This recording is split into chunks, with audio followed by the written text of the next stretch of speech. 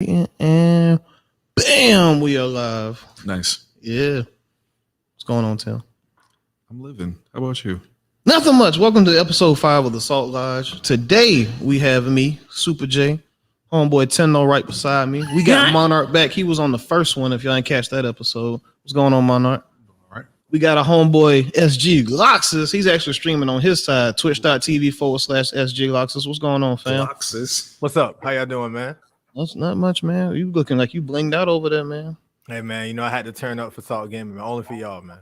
With the killer camera on pink on, boy, you over there shining and stunting. Hey, tell Google to make your background pink, your color. Hey, Google, set my background to pink. Oh, it is lights. Hold up. Hey, Google, set my room lights to pink. Oh, wait. Oh, I see. Oh, Yo, that's nuts. Oh, did it kick back? Okay, I see. All right, freshman. Okay. That's And crazy. Now y'all may be wondering who's that guy with the white tee right there. Welcome to the Matrix, man. So let me give him a proper introduction because Okay. same thing for me out of respect. Back in the day, if you catch any of the early versions of Salt in the City or just any tournaments on the side, Salt at whatever place, you would hear a guy commentating, and it was some of the hypest commentary you'd ever hear. He's actually famously known around these parts for Melee. He was actually one of the OGs of the community from way back in the day. You could catch this dude on the side of the block spitting the dopest raps on a soapbox and still chilling, eating a hot dog straight in the cut and probably chilling with your girl. But yeah, man, we got one of the freshest dudes I've ever known, SG Riverman. What's going on, son? Hi. All that hype just for him to say Hi. Hi. Oh, what's It's your boy, it's the kid, it's your man's. You feel me? Okay. Gross. Man, I'm about to ruin the stream of the podcast. We're not even 10 minutes in. Hold on, you can't let me get wound up. Oh man, what's going on, no River, man? It's nice to have you in the studio, man. Yeah, man. It's nice to be Long back. time no chill. Yeah. Yeah, man. Remember back in the day, we all used to just ride in the car in the Mustang, just with the windows down, talking mad junk, going to what we used to go to? Either. Cookout. Yeah. Cookout or whatever. Yeah, go to Tenno's place and game. I miss those days. What happened to your like box of cats?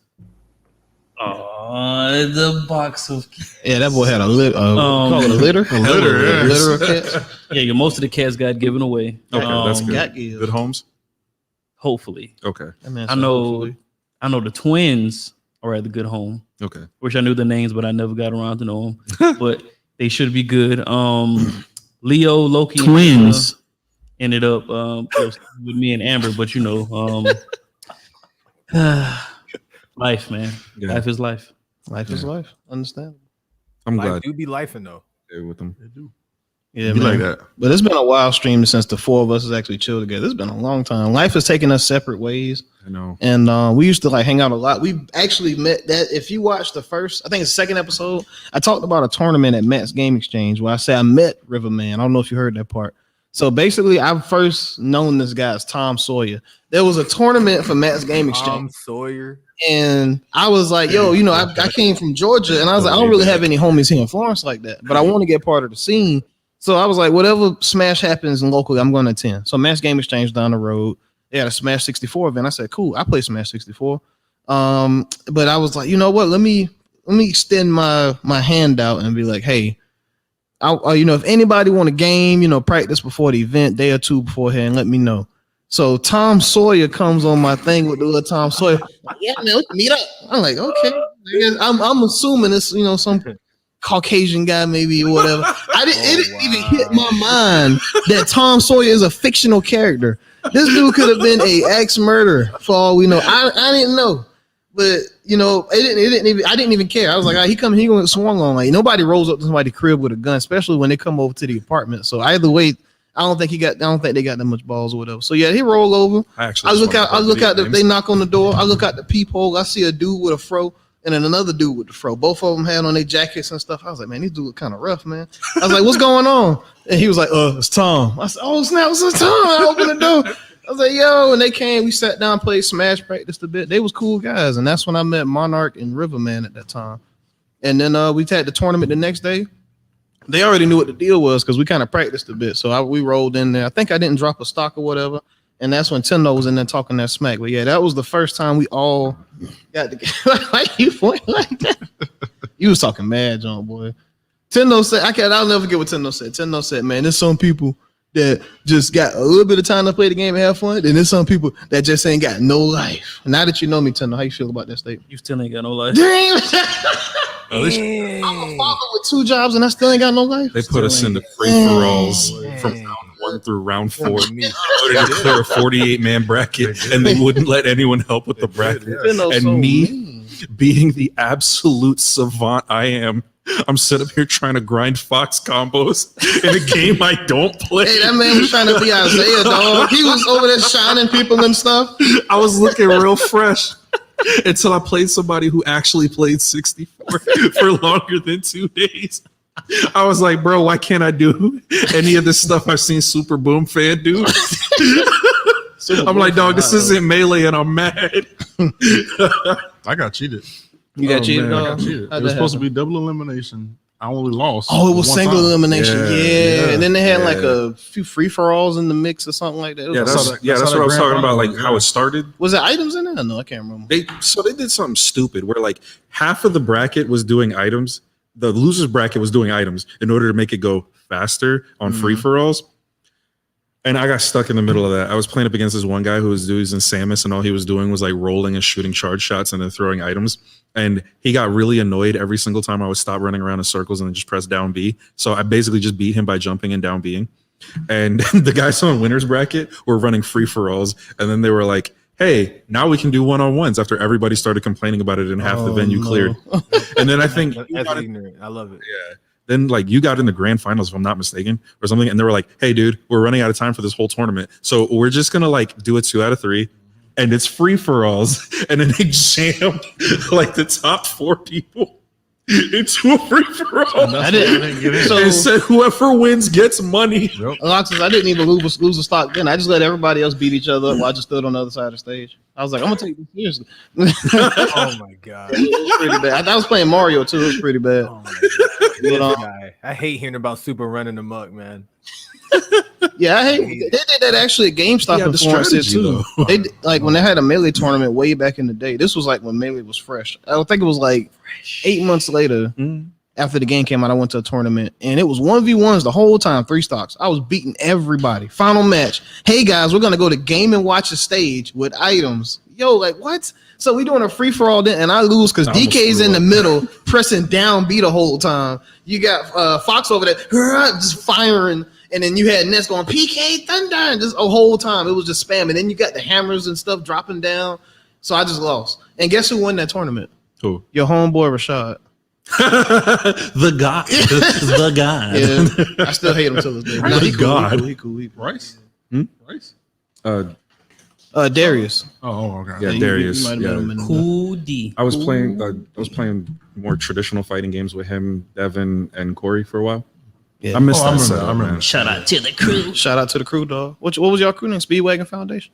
Yeah, I love that. Now I know the joke because I seen JoJo. Yeah, dude. I get it now. It's such a good one. It's so cool, dude. But Riverman, what you been up to, man? You've left South Carolina, after doing all these wonderful events, man. How have you been doing? Talk to the people. Talk to the people, man. Where you been hiding at? Man, my girl got pregnant and I realized I couldn't work 2 jobs and go back to school. So I was like, you know what? I need something that's going to pay. And I didn't want to engage in certain illegal activities despite the connections that I had to those communities. And I decided I was instead going to serve our country by joining the United States Air Force.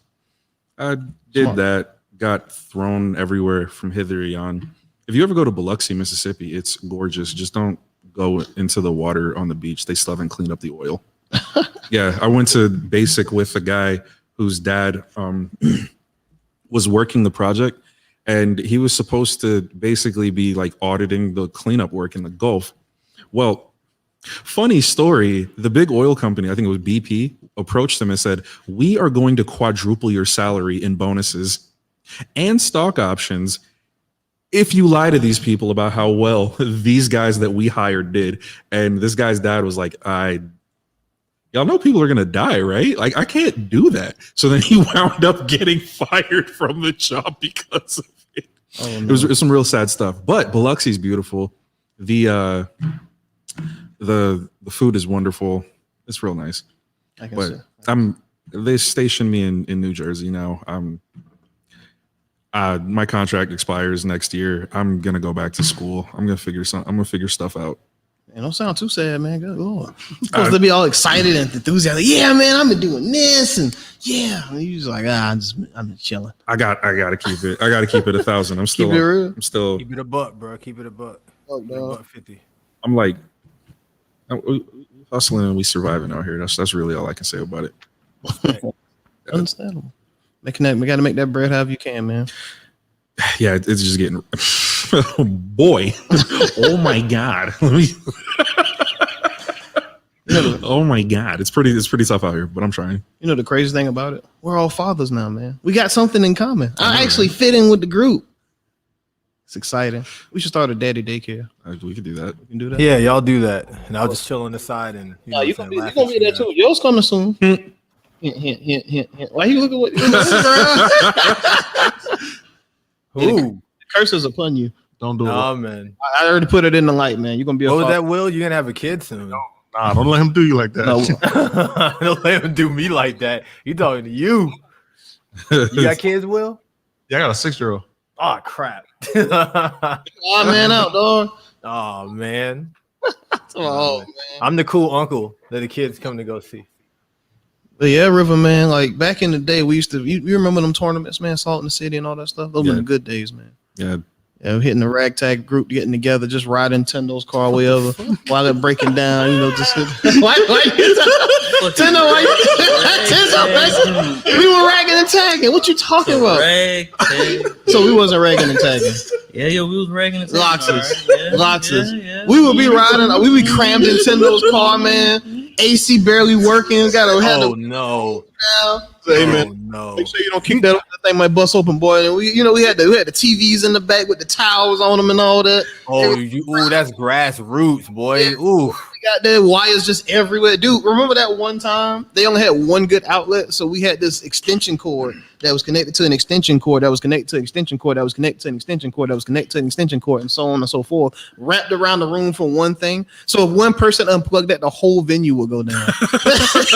Yeah, good times. That happened like 3-4 times too. It actually did happen 3 or 4 times. Actually, the power did go out one time. Remember, Ant was there. Ant was. I ain't gonna say he's like, what the F? Who did that? And it was I just want to say, man, I got so much respect for y'all, like really doing that. You know what I'm saying? Like I remember when you even talking about doing stuff like, you know, opening up venues and doing tournaments. I'm like, hey, how they gonna do this, bro? I never knew anyone personally that did that kind of stuff. And you guys really just did it. You know what I'm saying? And you made a whole scene for like South Carolina, and like there's not a lot of people. I'm telling you, there's not a lot of smashers in South Carolina that people know of. And you started something there, you know what I'm saying? You got like people like Arfang, shout out to Arfang, shout out to Randy. You know, you got him, you know, up and running with that, and some other players too, you know what I'm saying? So big respect. Yeah, thank you for giving us that credibility. We actually don't hear that a lot. Is Arfang still doing it? He's still I don't know if he's still I know he went to the Smash summit, but yeah, I mean he still plays, but I don't think he's like deep into it like he used to be. He got a life now, man. I mean, I will also say that like Salt, like we were the only people actually like providing value to the community outside of drama and Facebook groups. Like, I mean, like seriously, like people couldn't get it together for like a split second, and you could tell the absence of like actual quality tournament organization the moment that the word salt wasn't attached to something going on in South Carolina. Yeah. Like the biggest tournaments in the state were run by. Hold on. Yeah, watch your words, boy. He had to rub that shit.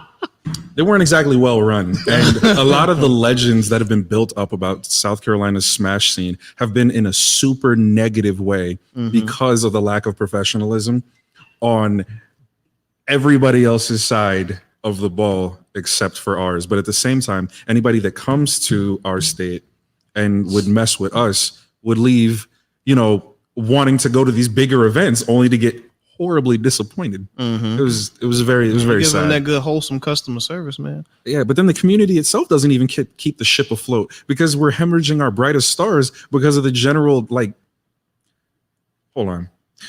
lack of passion of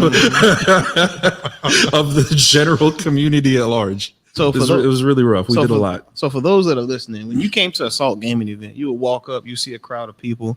You first see probably my face or Anthony's face, and then you see Tendo cutting backflips, taking pictures, wherever.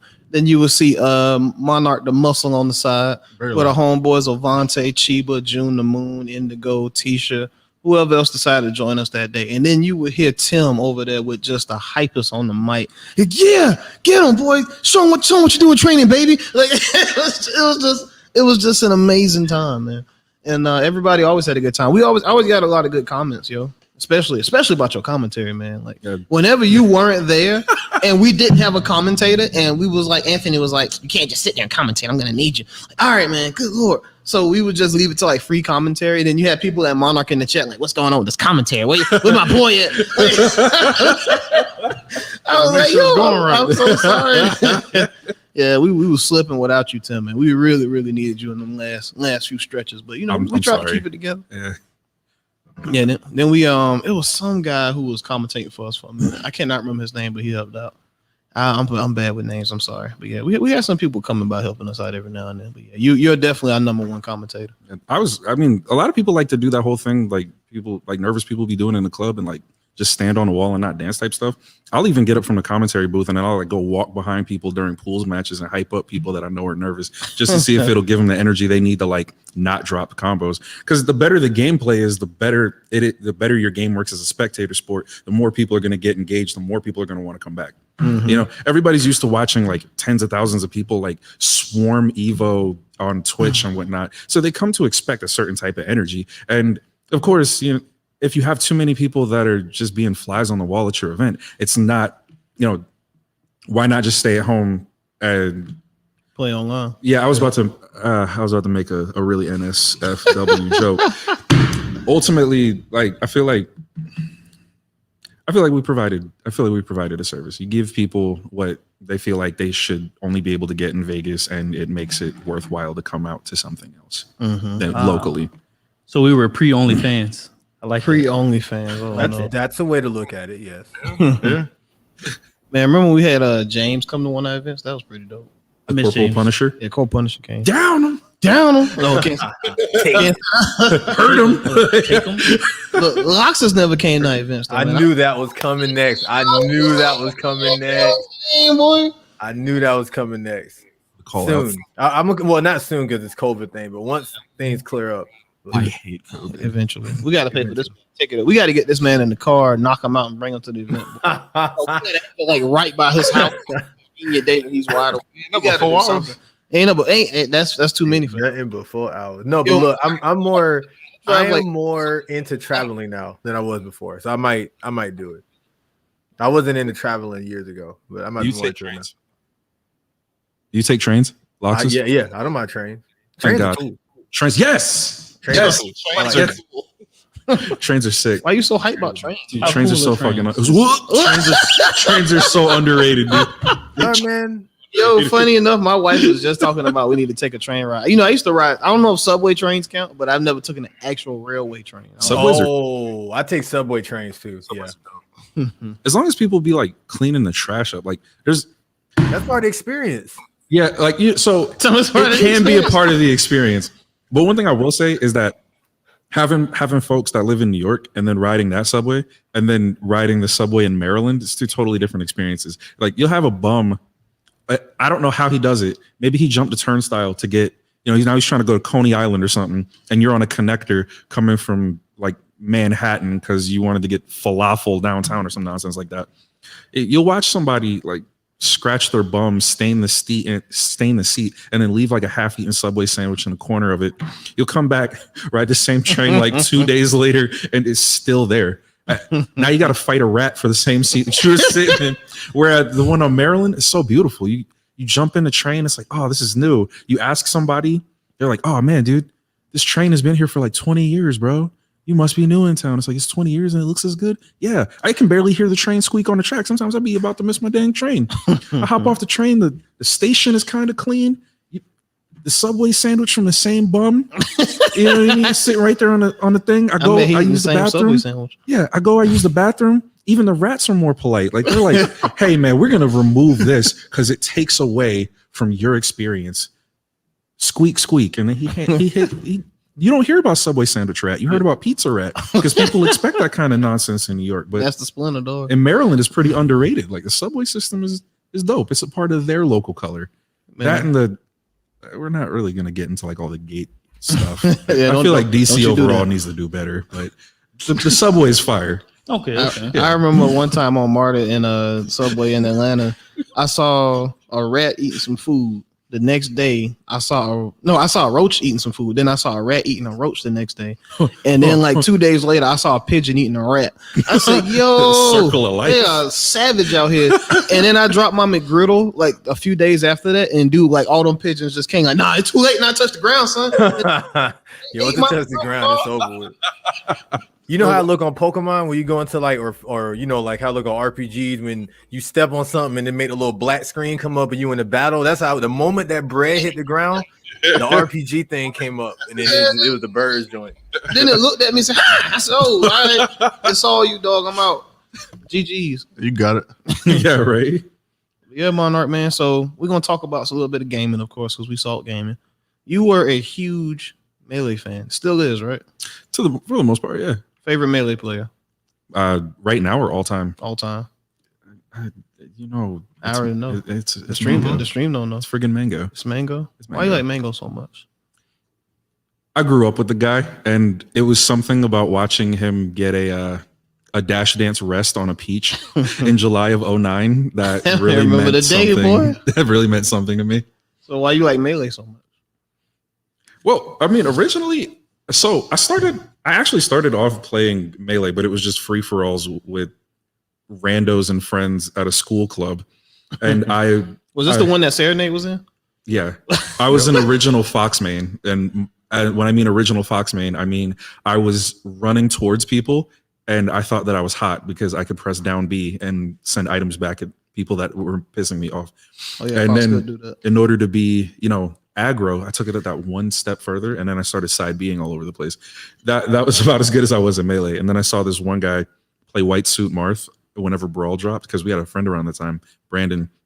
He bought the Nintendo Wii. He was like, bro, I'm about to throw my GameCube out the window because I'm about to get Brawl. This is about to be lit. It's about to be over for Smash Bros. I remember that conversation almost exactly.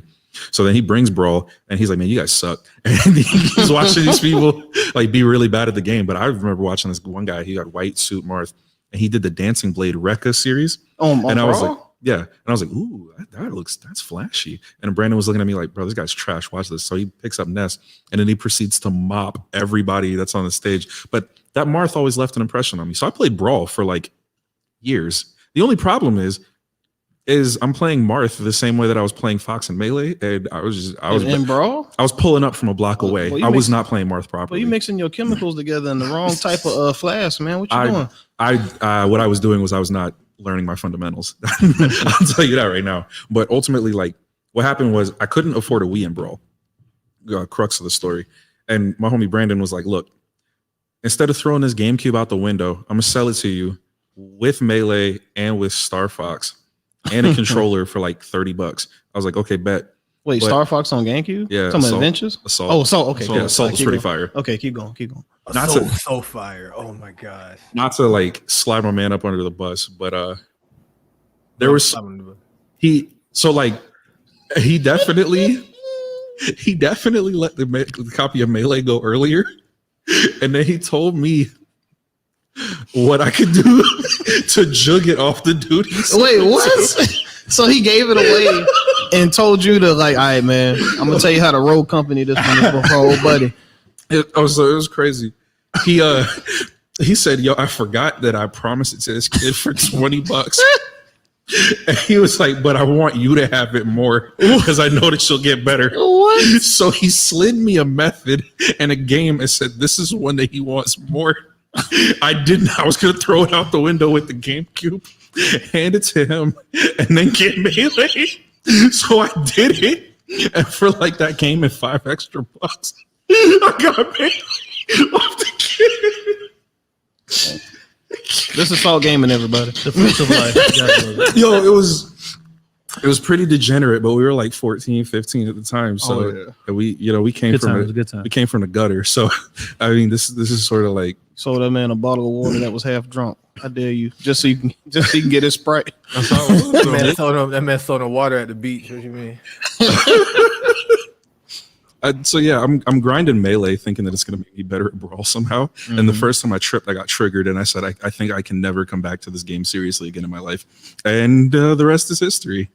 Yeah, I feel like Melee like really inspired you because you make a lot of references to a lot of things with Melee. And a lot of times when I game with you, like, man, this ain't Melee, dog. But you seem to be kind of wearing away from that. You seem to be opening your eyes to like Guilty Gear and Street Fighter and a whole bunch of other games and stuff like that. Hilariously enough. Oh, go ahead. Oh, Yeah. I was gonna ask. So even though you're opening up, does Melee still have like just this fond place in your heart that can never leave, or do you just? Nah, I flowers of Algernon myself with that. Like I reached my peak. So ultimately, like I was really bad at Melee. And I could ruin scrubs, and that was about all I could do. I actually went to tournaments, and like for a while, I was actually like top 20 in the state. This is before the PR, so this is like the 20s, like 2011, 2012.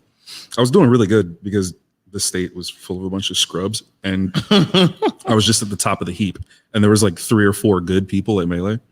And I was like, man, how do I beat these people? So then I go to a random tournament at this one guy's house. And then I meet 2 guys who are from Florence, but play in North Carolina, Everlasting Yays and Mott. And then for the next couple of years, I would be playing with Mott, and he would be, because he played Marth too, and he would be ruining me. And then it got to the point where I couldn't learn Melee by playing him in Melee. So then I was trying to figure out what the hell I could possibly do to like get good.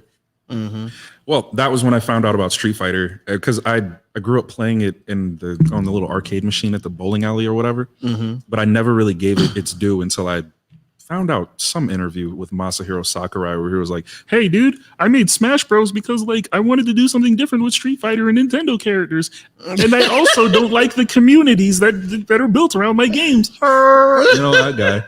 And then I started playing Street Fighter, and then that was when my eyes got open to the broader, more traditional FGC. So whenever I realized that there was no way on earth I was going to sit up and grind VI so I could survive for 5% more of stock, or grind shield drops so that way I could like go through platforms 0.3 seconds faster, so that way I can get interesting reversals on people that think that they can tech trap me with fake setups. I said I'm gonna go do something that's not gonna smash my fingers, because 400 actions per minute is actually a young man's game, and I'm not gonna be young forever. So yeah, This is again. What's up? Yeah, I started playing Street Fighter for real, like with 4. Okay. Yeah, and then by the time I actually got kind of good at it, I had me a nice little Sagat and whatnot. Don't ask me to do that like double crouch light into DP shenanigans. Like that's a 2-frame link. I'm not. Ew, that's disgusting. That ain't I'll let you to do it later. It's disgusting. You gotta do it, man. Hey, whatever it takes to win, dog. By the time I got good, Street Fighter 5 dropped, and I tried it, and I was like, okay, this is Street Fighter, so like when's Sagat? And then 3 years later, they gave me Sagat, but by that point, I was like, it's whatever, man. Guilty Gear has been treating me better for like a year now. Same shit with Blanca, boy. I think you were waiting. Nah, Blanca came out 4, right? Yeah, Blanca came out same season as Sagat, right? Was it season 3? Blanca. I believe so, right? Was it? 2. Me and Tim like play Street Fighter. Man, It was we used to before play all the Blanca, time. right? I think Sagat came out before Blanca. Though. Sagat came out before Blanca? No. I think. It had to be the same season. Yeah, Sure. I want to say that Sagat came out a little bit after Blanca. Like it wasn't. If Blanca came Talking out, about 5. yeah, I'm 5. talking about 5 now. I think the guy came out after. Boxer, you don't know that. Continue. Dang. When's the last time you played the game, Nintendo? Yesterday, Okay, how long ago was it before that? I played it in my sleep, dog. Hey, Yeah. Okay. All right, just making sure. Turn it on when I get home. The reason I asked that about, because I first met you off Melee, and Yeah. you seem to be a Smash Brothers enthusiast, or just gaming enthusiast in general. Yeah. So that's when I was like, this guy would be a perfect fit for Soul Gaming at I wanted the time. to be the very best. Yeah, man. I mean, you still are one of the greatest, man. You're the hidden goat. You're the goat that people don't see, but they know. I only got top 10 in my state. You don't have to be top 10 to be number 1 in our hearts. I appreciate that. That means a lot. But yeah, man. And of course, I I don't want to bring this into the same topic or try to make one game sound better than the other. But besides Melee versus Smash now, I'd rather play Rivals. I'm just gonna say it. But Rivals is dope. Rivals are sexy. Rivals is Can I say a really sexy? fun game. Say it again. Sexy. Sexy. Sexy. Rivals is fun. And I did ask a question on last stream since you was talking about Smash Brothers. What do you think the future of Smash holds now after the 5? After Ultimate, Mm-hmm. either rollback or it's the drinking game that Sakurai always wanted it to be. Oh, you don't think that there's gonna be another iteration that tops the rest? You think this is it? It's reached its peak. Everyone is here. So it was like No cap. the propaganda, baby. It's getting deluxed.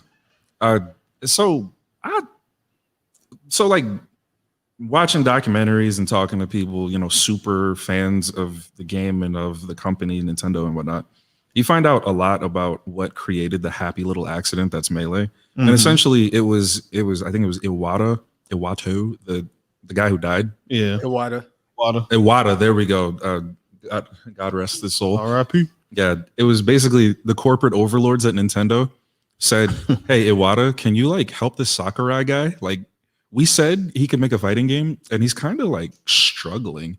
And so Iwata came into a burning building with Sakurai, and Sakurai's like, "Hey, you want to see me play Pikachu and Kirby with 2 controllers?" And Iwata's like, "Okay, so we got to figure this out in 13 months." So they didn't really do a lot of play testing. They didn't do a lot of things that would make the later Smash Bros. Games feel more complete, in quotes. And ultimately what we got with Melee was essentially a beta. Melee is actually like a beta, and they didn't have the time to fix it the way that they wanted to. Wait, Melee's a beta when they dropped it? Yeah, they only had 13 months to do it. Oh, and man. from what I I didn't know that. from what I could glean from all of the different things that people were saying in documentaries and any time that I've ever stumbled across translations of production notes and whatnot, it was always we just really didn't want to lose our jobs, and that was the entire sentiment. That makes sense. I didn't even know that. Yeah, so whenever the conversation comes up about whether or not there will ever be something that tops Melee, I feel like Sakurai is going to have to let his hair down and be okay with the fact that the human spirit is based around exploiting systems and breaking games. Capitalism is breaking the game of agriculture. You know what I mean? Religion is breaking the game of fear mongering. Cults is breaking the game of religion. Yeah, sure. God got hurt low key and said, "You guys these angels broke the game by having relations with these physically attractive women here. So I'm just going to press F5 on the entire server." Not F5. I'm going to right click and send to the recycling bin this entire server we called Earth. But it's not like he necessarily brought everything back just to be well, I'm okay with it sucking worse this time because I hate what you guys did the first time. I feel like Sakurai is going to have to chill out and just make a game and focus on making it fun, because him and the majority of other game devs nowadays have this weird sort of perfect casual beta male in mind whenever they create these games. They're trying to get dude bros that want to play Call of Duty to play fighting games whenever anime has only been cool for 6 years. Do you really think that you're gonna find a guy that's gonna be I played Liu Kang as a 10-year-old, but I feel like Eno's really where it's at right now. There's gonna be there's a lot of people that are still operating off of really weird limiting perspectives, such as oh, you can't be a dude and play a girl character, that whole thing. That's why Skullgirls is dying. That's why I hate it. Yeah, exactly. Oh, right. So gaming hasn't become progressive enough to where you can loop in casuals with your niche ideas, because anime isn't a casual thing. It's still very niche. It's going to be another generation or two before that becomes the case. But you can't tell a lot of these fighting game devs, and they keep on trying to get Fortnite kids to come over, and the only thing that's happening is they're like, "Oh, that guy kind of looks like oh my," and then Your voice impression, dude. yeah, it's like be killing me. and then they excuse me, and then they then they wind up creating something that alienates the people that have been playing the game for like 20 years. Mm-hmm. Cough, Guilty Gear. But I feel like if Sakurai were to just allow himself to make a game and be okay with people having fun with it, then he'd be able to make something that could be better than Melee. And because at a certain point, the only thing it needed was polish. Yeah, just needed a little bit of polish. But I thought it was called because of blast processing. I didn't know it was a beta. That was a Sega joke, you know. You don't get that? No. Blast processing? No. Oh, damn. I got to do my research. I got to do my research, man. Gotta press the crickets button. No, I ain't gonna press it. No, you're fine. But yeah, man. No, you're fine. I'm not as cultured with it as you are, though. So you're learning me things. I appreciate it. Learning me. Yeah. That's some Southern talk right there. Yeah. Yeah, man. I mean, man, see, I was about to start cursing. Nah. But other than let me get other than you being OP at Smash, you know, back in the day, and even now probably, you're also known as another name other than Riverman. Ooh. Which Talk one? to the people. You know what that name is? Deoxys 3. No. He had a lot. The other one. So wait, you haven't been Run down the Riverman? list. You've only been Riverman when you were Assault Gaming? Yeah, because God. I had to pick a name and stick with it because you wanted to do branding stuff. Oh yeah, we were trying to brand. Wait, people know who you are. You can't be walking around with a new name every day. Why you can't? No.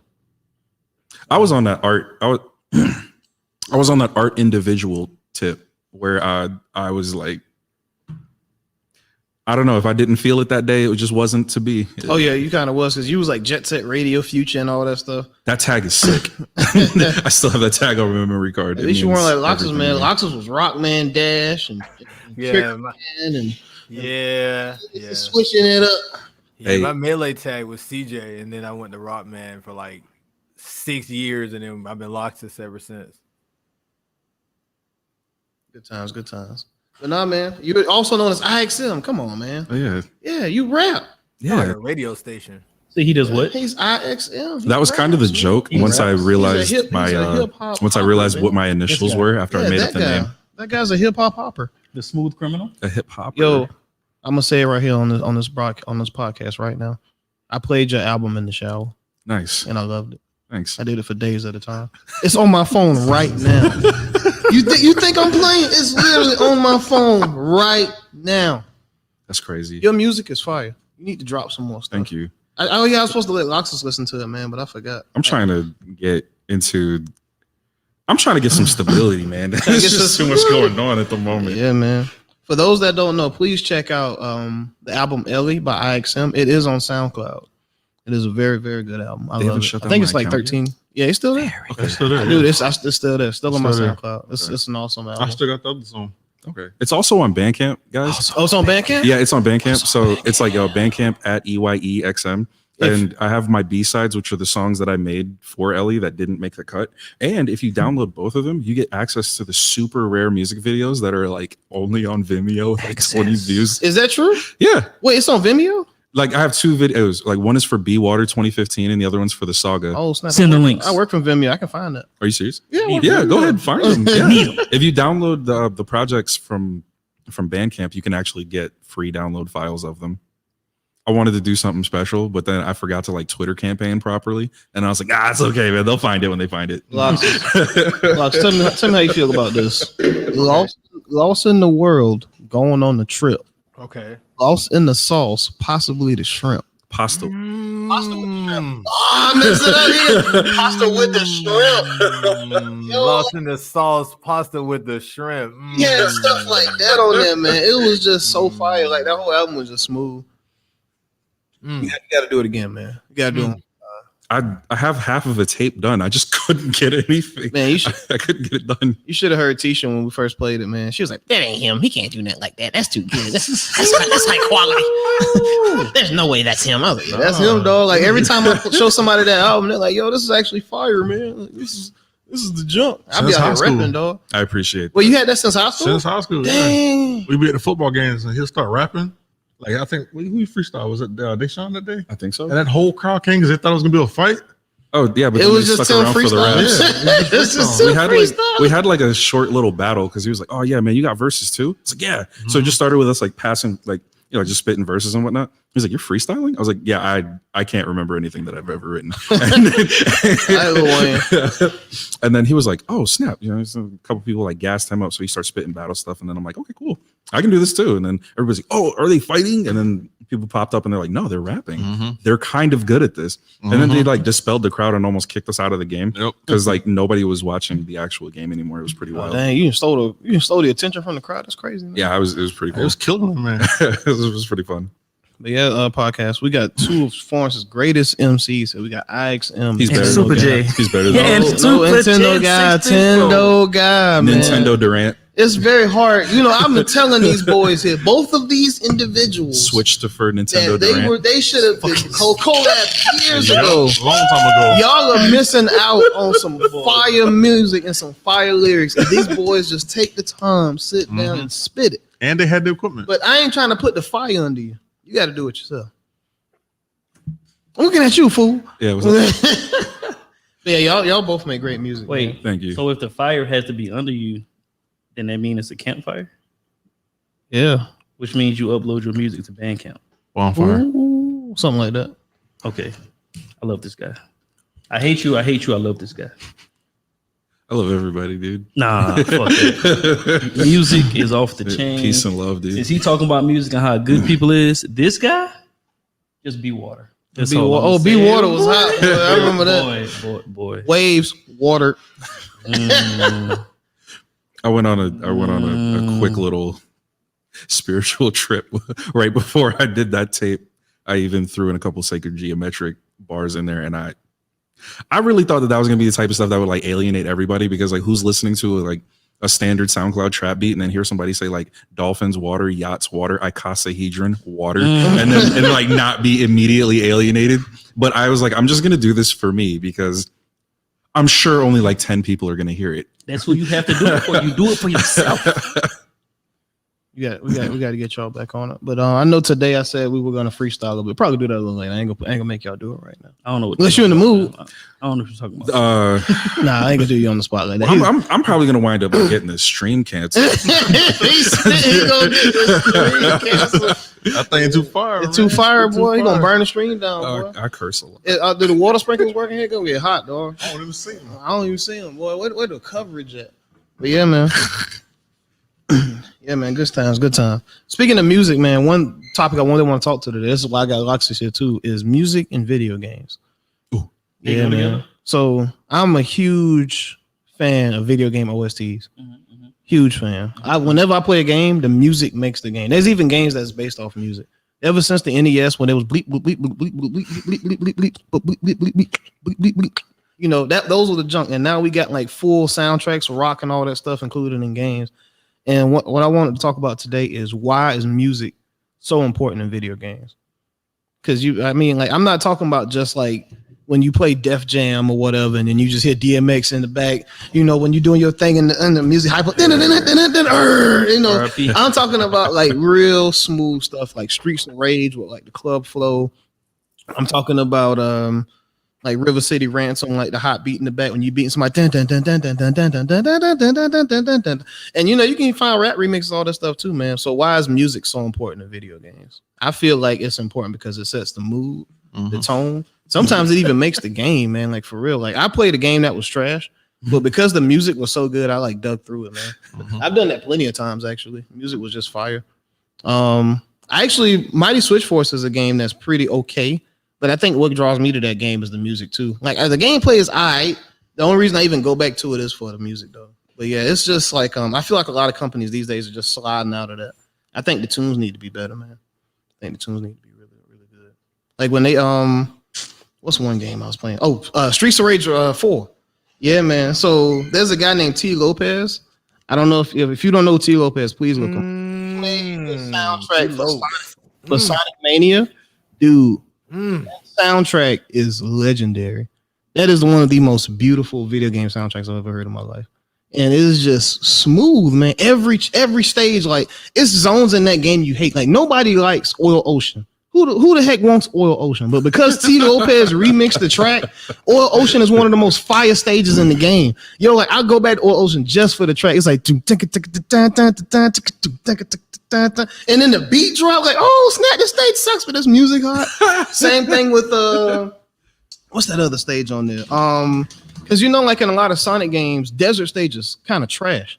What's that one with Knuckles when he's like running through the desert and it's like the hip hop beat? You know what I'm talking about? What's the name of that stage? You talking about Mania? Oh, Mania, yeah. Remember? The Mirage, Dude, that's Mirage Lagoon or whatever. That's one of the most fire stages in the game because of the music alone. The stage is horrible, but dude, that music makes you go to every. Wait, that stage was good. Yo, you didn't like that stage? Well, no, I mean, it's not terrible. It's Mirage Saloon, by the way. That's what it's called. It's not terrible. But what I'm saying is the music there really makes that stage worthwhile. Like you got to go back just for it. I mean, you can get a little bit lost on that stage too, to be honest. If you don't know what because it's one of those stages where, like, you know, in most Sonic games, you got to stay high ground, you got to stay low ground, and that. But yeah, the music really makes that stage like for real. Press Garden, bro. Press Garden. Oh man, you know, shouts out to Etika, man. For those that don't know Etika, he was a huge Smash scene influencer. He was the one with the kind of triangular flow. He used to be known as Iceman Etika. He passed away. Rest in peace to him. But yeah, he had the hot top. But he had a stream where he was Joy-Con boys. He was listening to See the reason why that one Fire Emblem boss was renamed Walmart? Talking about Walmart. Yeah. I don't know. Was that him? Yeah, that was him. That's him. But legend. Yeah, he was listening to Press Garden too. He was like, "Yo, oh my god, this gonna mess me up." And he had that stream. He was like, "Did you hear the Sakura blossom in the back?" Like, yo, you just for those that don't listen to Sonic Mania OST, I'm telling you, oh my god, I'm over here sweating. I'm just excited, bro. That joint. I haven't heard a soundtrack that hit like that since like Sonic 3, Sonic 2, Sonic CD, like that era. Like it did a really good job bringing in that New Jack swing kind of style that those music had. You know what I'm saying? I watched a really long discussion video. It was like 2 hours long, breaking down like each era of Sonic and like the way the music worked. And like with those older games were created by an actual pop star at the time. You know what I'm saying? And he did a good job blending in that pop music in something that felt like a movie, you know, because he didn't get that was during the times where people would make music and make things before they got to see the actual product. He didn't know what Sonic was. He thought it was a movie. So like he made the music in Sonic 1 like that. So when Sonic 2 came out, you can hear a lot more of that pop in there. Like with Chemical Plant, for instance. Like Chemical Plant got some soul in there. You know what I'm saying? And like Oil Ocean and all that. And then, you know, you get the Sonic 3 and CD has a lot of New Jack swing to it. You know what I'm saying? Yeah. Yeah, and they brought that into Sonic Mania, and they took it to the next level, and that's what I like. You know, you heard that Bobby Brown Spring Yards on remix. Yo, that junk is fire. Dun, dun, dun, dun, dun, dun. I can't sleep at night. I told you to. Yeah. Oh my god, that junk is amazing. Same thing with like Donkey Kong Country, man. Like, it's just so like music back in the day. So remember we had that conversation on Discord about old R&B. And new R&B, old music versus new music. There was hardly any game that was popular or first party or whatever that you could play back in the day and can't say the OST was trash. Like Donkey Kong Country. David Wise, shout out David Wise. David Wise, oh my god. People talk junk about DKC3, but I think that junk was fire. Melee had an awesome soundtrack. You can't say you be playing Melee sometimes and that soundtrack got you pumping. I like alternate theme for Battlefield. That's always going to be my favorite. Alternate theme. Oh, I know what you're talking about. It was kind of like the rocket junk, and it's like, Mine was like I like the trophy theme that played on Melee. Oh yeah, I also like the second version of Final Destination that you unlock later in the game, where you be like event mode. Yeah, that's I like that one. The one for Battlefield, but the one for FD is also really. Oh, tight. FD, okay, yeah. Dude, I like that Final Destination music from 64 Smash better than almost. I don't know why that one kind of hits, man. That one and the one from Brawl. The one from Brawl is just too epic. Like if you're in a tournament and it's like grand finals, last set, last match, and you hear the Final D music from Brawl, either your heart is gonna stop or you're gonna power through it and think that There's nothing else after this match, and if you lose, you're gonna die. Until you trip. And then you get down nared into Stairway to Heaven by the Meta Knight sitting next to you. That's getting amped every single time you trip. Yeah, so I got a question. What's up? All right, for all you guys. What do you think? Why do you think video game music appeals to people like us so much? Because there's some people that look at video game music like, oh man, like why are you listening to this? It's not real music. Why? What about video game music do you guys think appeals to people, and why people can sometimes even listen to that over traditional music? I'm gonna let Monarch take this one for a second because he got a lot to say. I think it's the memories. You play the game, you get a stage, you hear that music going. Like I think it was a boss, and I was playing Dark Souls 3. All the music in that game is done by a live orchestra that they recorded all that stuff, and the boss fight music is just. It's memorable, so that's why that sticks. Like I listen to some of that music now, and it's kind of haunting, but it's good orchestra music, so I'm kind of attached to it. You listen to haunting music just regularly? Yeah, I do. I ain't gonna lie. I like orchestra music because I used to be in music, but oh yeah, that was a whole long time ago. Yeah, orchestra music is tight. So you must like Kingdom Hearts OST and stuff like that. A little bit. I'm not too. I mean, like Kingdom Hearts at first, I used to make beats, and I used to want to put some of that Kingdom Hearts stuff in there, but after a while, I kind of like grew off of it a little bit. Oh, I got you. Yeah, I would agree with Monarch. That's that memory that you get with like the music stuff, and when you play it again, you just put yourself in that zone. Like me and Monarch, we agree that Shinobi Reverse, the remix version of that from Streets of Rage is dope as heck. Fire. But another reason I like music so much too, it's just like each integration of game, feel like it's a different genre. Like some games have like Eurobeat in it, some games have like just hip hop, some games have like this country tone. It's just every video has its own like segment or whatever. Yep. Until you play like games like Fortnite or something that just got burn, like just regular stuff. Like it's just not the same. Like I don't feel like so in tuned into it or whatever. So like whenever I play games like that, I just turn on games for music from other games. Yep. Like you play stuff like DFO, Dungeon Fighter Online, a Street Fighter that has like really great music. I like the remixes in Street Fighter 5. That's probably the only thing I really like about 5. I like the music in 5 more than the game itself. And Tekken too. Tekken 7's music, Jesus Christ. Yeah, I love Tekken 7 fire music. too. They have the oh my bad. No, go ahead. Go for it. Tekken 7 has that 2003 to 2009 Japanese uplifting trance vibe on absolute lock and key. Yeah, I love it. Like I was gonna say, like old games, I usually return to them mostly for the music, like Dragon Ball, Budokai, like 1, 2, and 3, like Wild Soul and all that, man. When you like fighting Majin Buu and Cell and stuff like that, man, all that music is fire. Yeah. What's that other game that I know everybody here played? Freaking not Naruto, not Clash of Ninja. What's the other one? That other fighter, that other anime fighter. Why can't I think of it? Was it a Naruto game? No, it wasn't Naruto. Huh? I'm memeing it. Kill. Go. Why can't I think of it's a Dragon Ball game. Ultimate Battle 22. Trunks' theme. There's music from that that's pretty fire. That's PS1, right? Oh my god, I have half that soundtrack on my playlist right now. I got Kid Goku's theme, Trunks' theme, Piccolo's theme, bro. Pretty smooth. That game was trash, but that music was good, boy. Mm-hmm. So me and Lox was laughing the other night. Speaking of Dragon Ball, there's actually you remember the thong song by Cisco? Yeah. Dun, dun, dun, dun, dun, dun, he did a backflip in that music video. So there, Tanami made a Dragon Ball game. You know what I'm talking about? Yeah. And basically, it's like kind of like a command thing where you fly across the screen or whatever. And guess what the main theme was? It was a repeat reverb of thong song. Really? In Dragon Ball. I'm not even joking. Like it's not. Look it up. It's like imagine this epic battle, right? You see freaking Frieza on top of a cliff on Namek. You see Goku at the bottom, and it's just dust blowing everywhere. This is one of the most titanic battles of all time. We just hit a thong instrumental in the background. What game this is now? What's the name of it, Loxus? I forgot. You type in Toonami, Toonami Dragon Ball Z game. You type in Toonami Dragon Ball Z thong instrumental or something. It'll come up. Copyright strike. But what I was gonna say though is, so just from my understanding though, as far as the answer to my question goes, for you guys, you associate the music from the video game to your memories and the settings and like everything else with the game as well. So when you hear that Sonic song, you remember that time when you were like, you know what I'm saying, 9 to 10 years old, running through the stage and like everything associated to it in the same way that like, you know what I'm saying, like for me, you know, and then there's even times where some music will actually supersede the game itself, you know what I'm saying, like Mega Man Transmission. You know, every time I ask somebody about that game, I'll say that game sucks, you know what I'm saying, or it's not as good as it could be. And then people argue, say it is good, but why is it good? Man, the music was fire.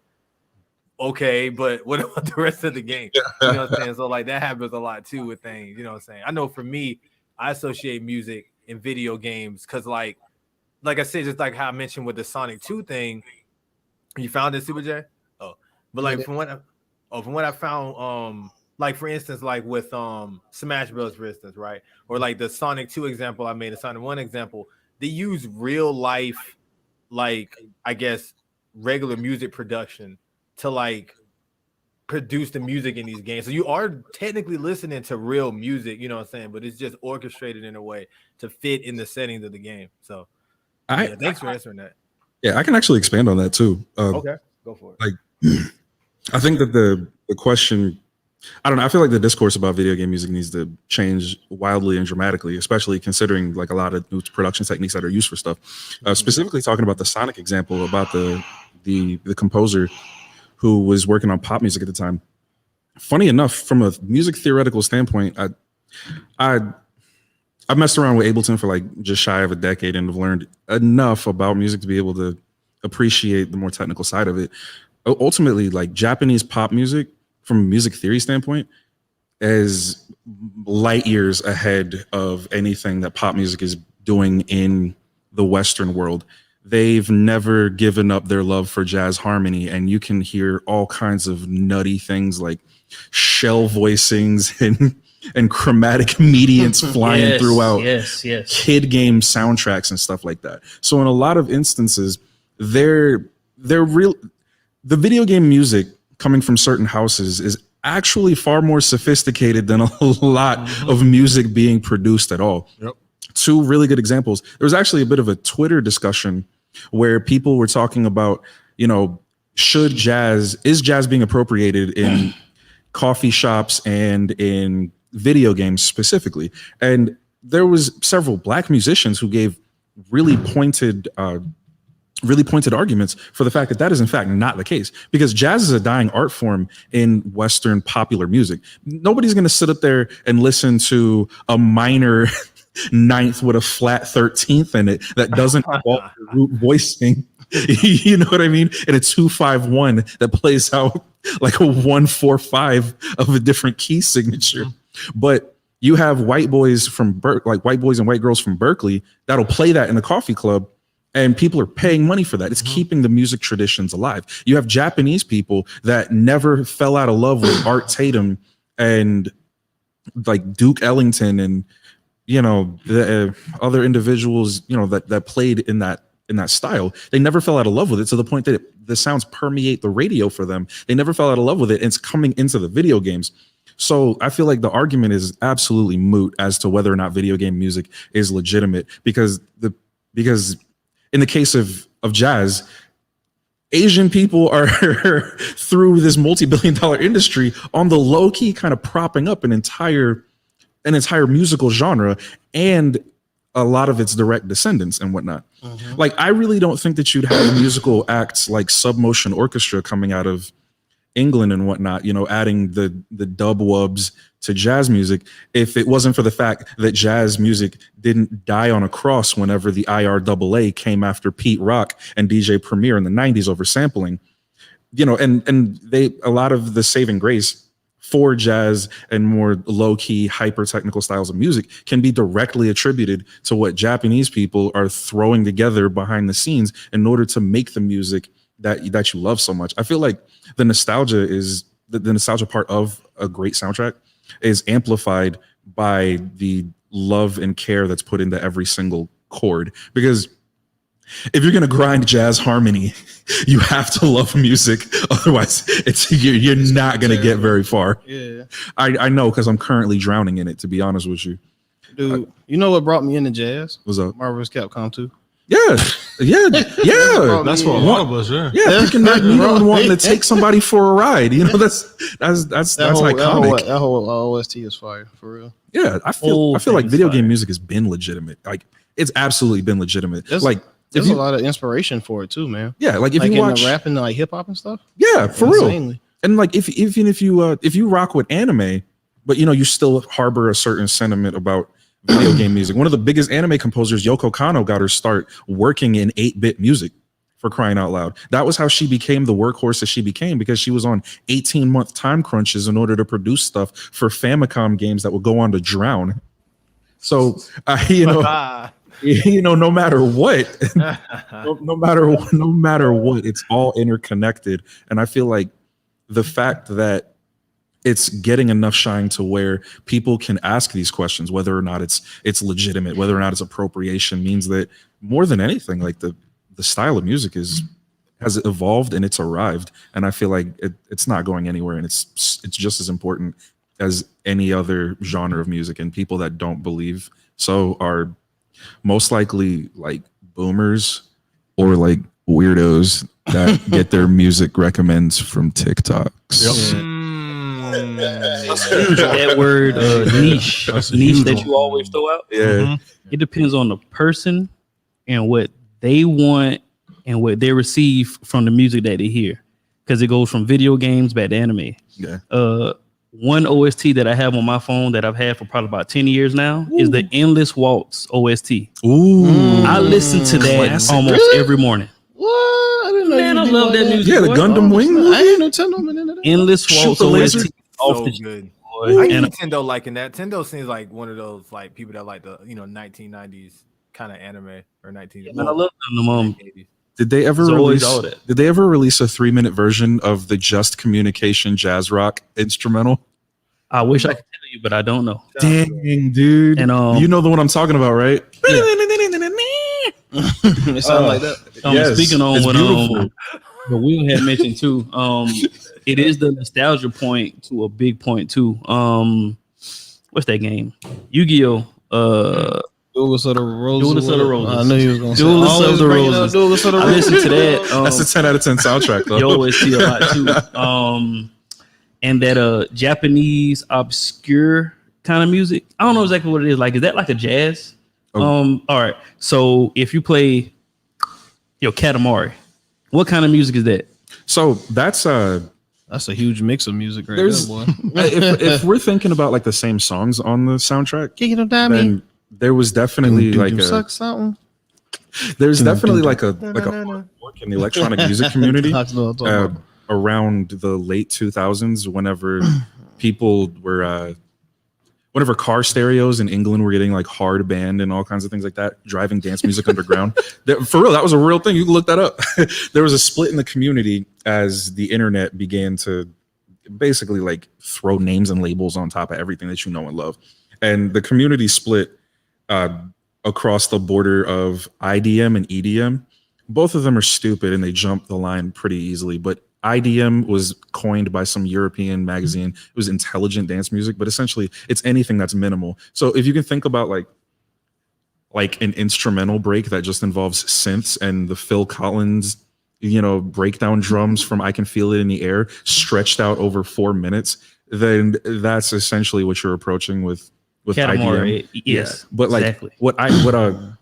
EDM is electronic dance music. That's the Dead Mouse type stuff. But with Katamari Damacy, I feel like it exists in that same lane that Pogo carved for samplers, like in like the 2010s. The guy that was chopping up the samples from the Disney films and everything. The Katamari Damacy thing fits into like glitch and hyperpop, almost like it's like a grandmother to the stylings. There's a lot of different styles of low key, cute little chipmunky style stuff with super saws layered all throughout it, type stuff that would come on to be like the sounds that would define the last 3 years that are present in smaller bits and pieces in Katamari Damacy. I honestly feel like parts of that soundtrack may have also directly inspired the guy that did the music for Adventure Time. Once again, another show of connection. Yeah. Oh, that's where I feel. just came fucking from. yes. You know, there he no, goes. this God damn. no, then it's that Katamari music, and I love playing Splatoon. I feel like Splatoon has that kind of music in it too. Like if you just listen to it while you're playing, it's just awesome. Sadly, I haven't played enough Splatoon. Video games from back in the day, the OST that's still fire. Mark of the Millennium. I listen to that a lot too. I haven't played it enough, but the songs I've heard off of it were Mark of the pretty dope. Millennium. This guy which one you picked talking butt and he SNK beat up my versus Rock Capcom Howard. too. And it The was first one or the second one? Oh, Mark of the Millennium too. Yeah. True Love Making and all that stuff. Oh This dang, is I'm the thinking true about love Garo, Mark of the Wolves. Garo, Mark of the Wolves. Oh, I love Garo, Mark of the Wolves. Yeah, That's what it's not like. You're talking about CVS. Yeah. You're talking about You CVS talking about too. CVS?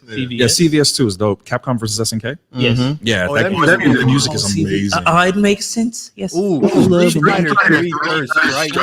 Oh, Third Strike. Oh, I dude. finally listened to the character select rap. It was so cringe. all dude. three games in Third Strike, 1, 2, and 3. Dude, Second Impact is slept on. Second Impact for Street Fighter, Jesus Christ, that music is amazing. I don't know why they remixed Jazzy New York City like 3 times, but the second time they did it was amazing. Everything on. Have you heard Second Impact's OST? I've only heard bits and pieces of it. That was the Street Fighter game that was in Southgate that I would play. Yeah, back when I because was it was on growing the up. arcade. Then they Yeah. like dropped it on Dreamcast stuff later. It's Yeah. like a collab. Okay, now which one this is? So remember, so Street Fighter 3 Third Strike is the third iteration. Mhm. The Second Impact and New Generation. There were 2 other Oh, games. right. Yeah, Gotcha. so those are tracks we're talking about. I thought you were talking about what is that game? Oh Lord, Street Fighter EX or something like that. No, not EX. EX music is fire too. Okay. Some polygons aren't. Okay. Yeah, it was a little ugly to look at. Yeah. Your volcano Russell. Oh That was yeah, my guy. I was playing Fire EX like about a year ago. I beat that game in like one setting. I think I played it on like hard mode too. We should play some. I was playing Skullomania. Yeah. But yeah, I was gonna say, like, you know, a lot of rappers and stuff, they get a lot of musical influence. Like they'll hear a game or something and then they'll pull it in and they'll be like, oh, that was fire, man. Where'd you get that from? They'll be like, from a video game. Like, did you know Money Cash Holes with Swiss Beats? He took the Thief's theme from Golden Axe and put it in there. That's pretty cool. So when you hear that doom, doom,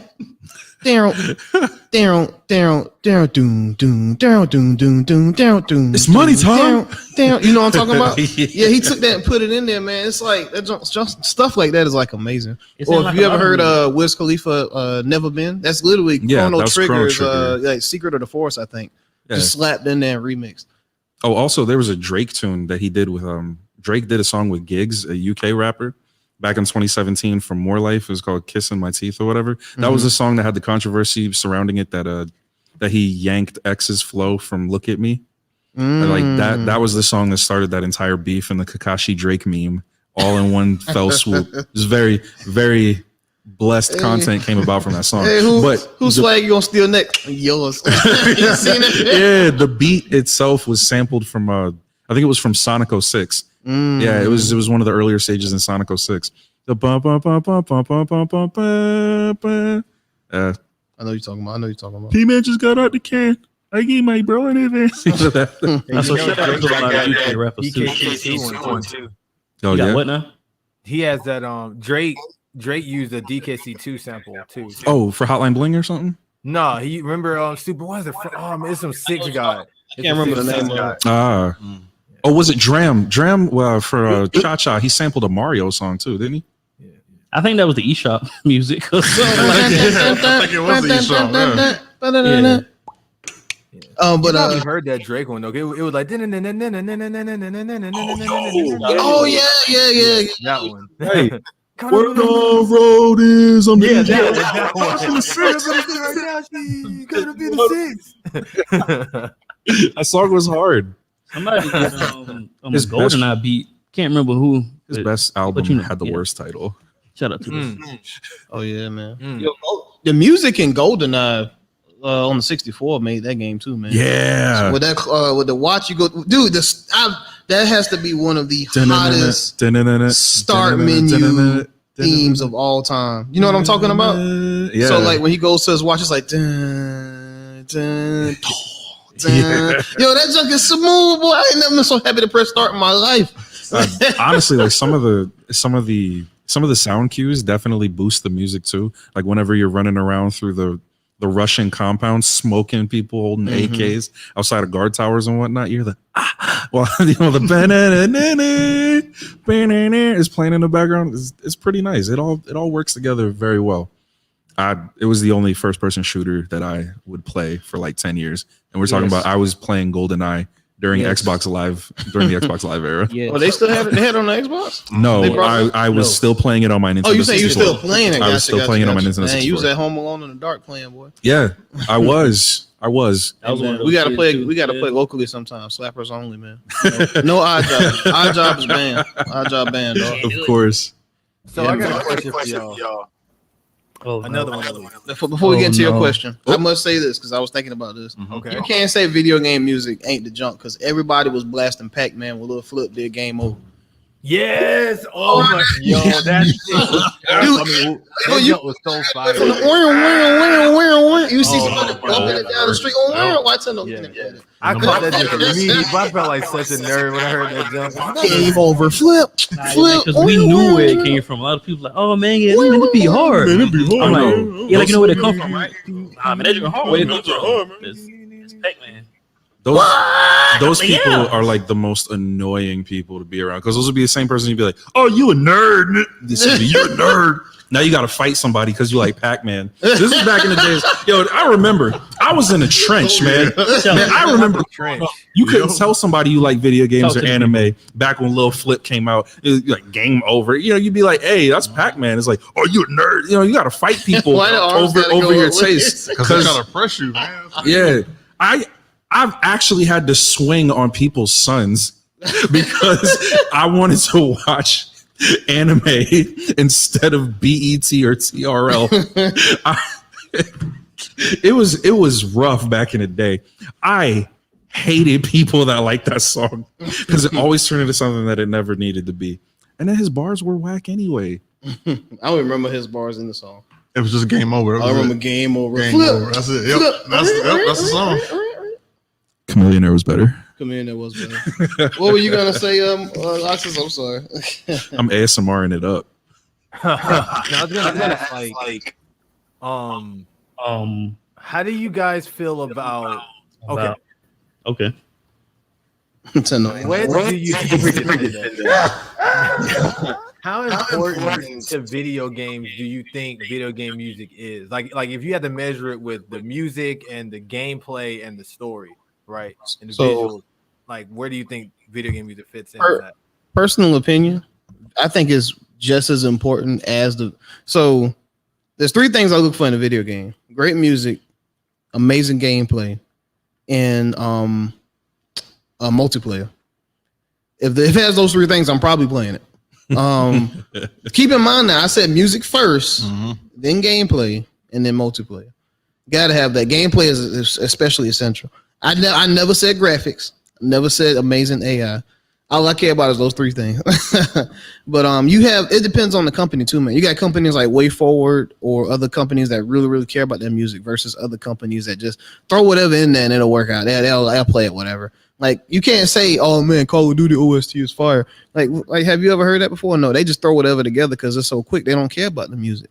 But like you have a lot of third party companies that really, really, really like care. Those are the ones that that really shine to me. I can't really think of too many first party titles these days that really have amazing music like that. I can say that while it's not really like the highest point in the composer's career, I do like the fact that Naughty Dog reached out to Gustavo Santaolalla for The Last of Us.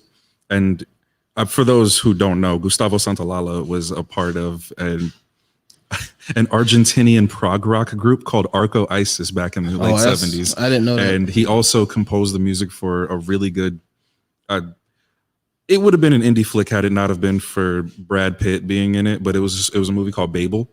Really, really good film. And if you've ever seen it and you were wondering about that super spooky guitar riff, the boo doo doo doo, that's Gustavo Santaolalla. And even deeper bit of lore, Jay Electronica dropped a song back in 2014 called Better in Tune with the Infinite. That song samples the second half of the guitar composition made by Gustavo Santaolalla for Babel. So I really liked the fact that Naughty Dog would reach out to that guy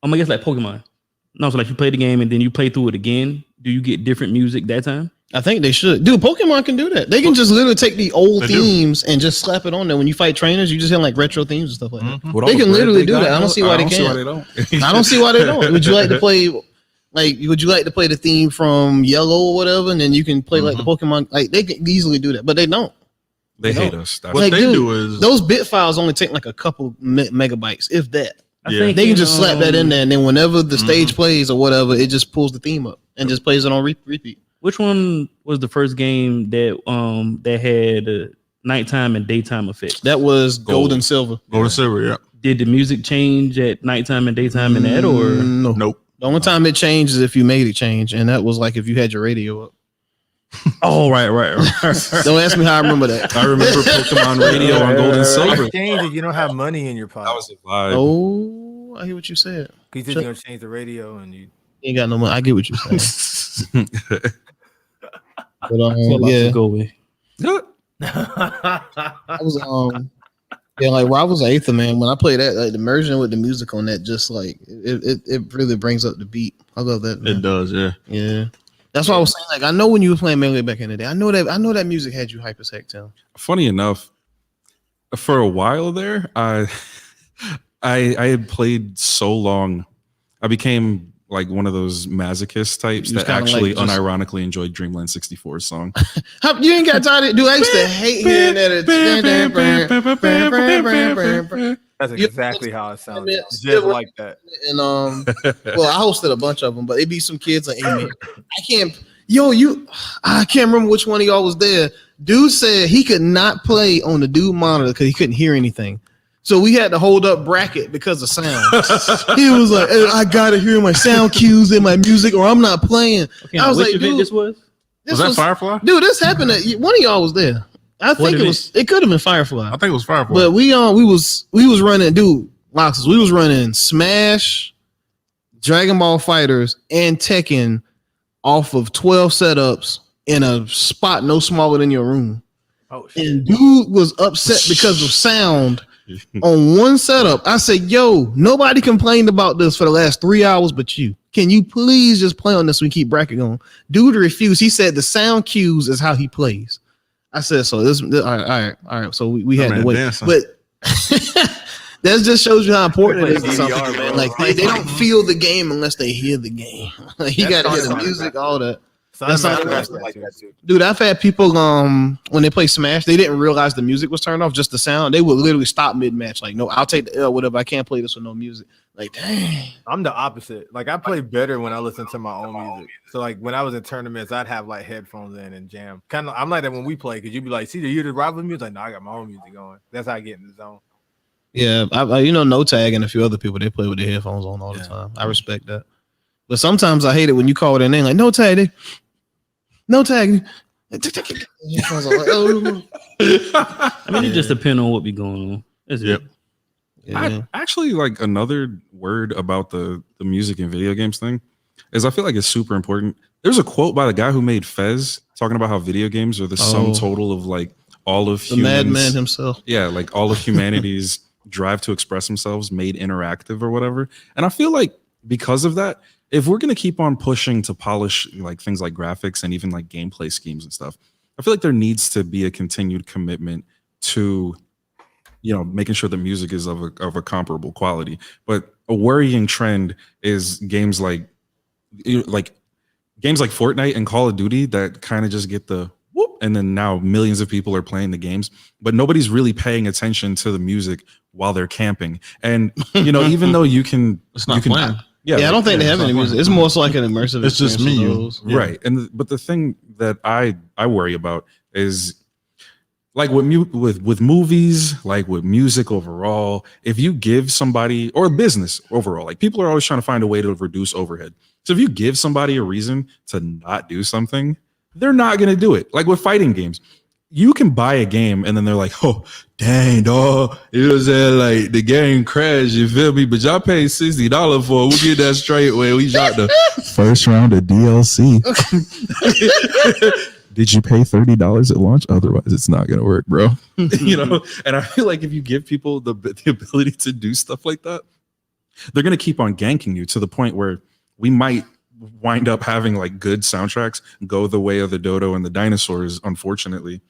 And I hope that doesn't become a trend, because I feel like good music is absolutely necessary for the art form. But then also in movies, it's become a thing where music is turned more into like really harsh walls of sound rather than, you know, recognizable melodies like you'd get with like Star Wars, for example, and stuff like that. Nobody really composes like John Williams. Everybody is chasing the ghost of Hans Zimmer as Hans Zimmer is chasing the ghost of a composite composer from like the 70s.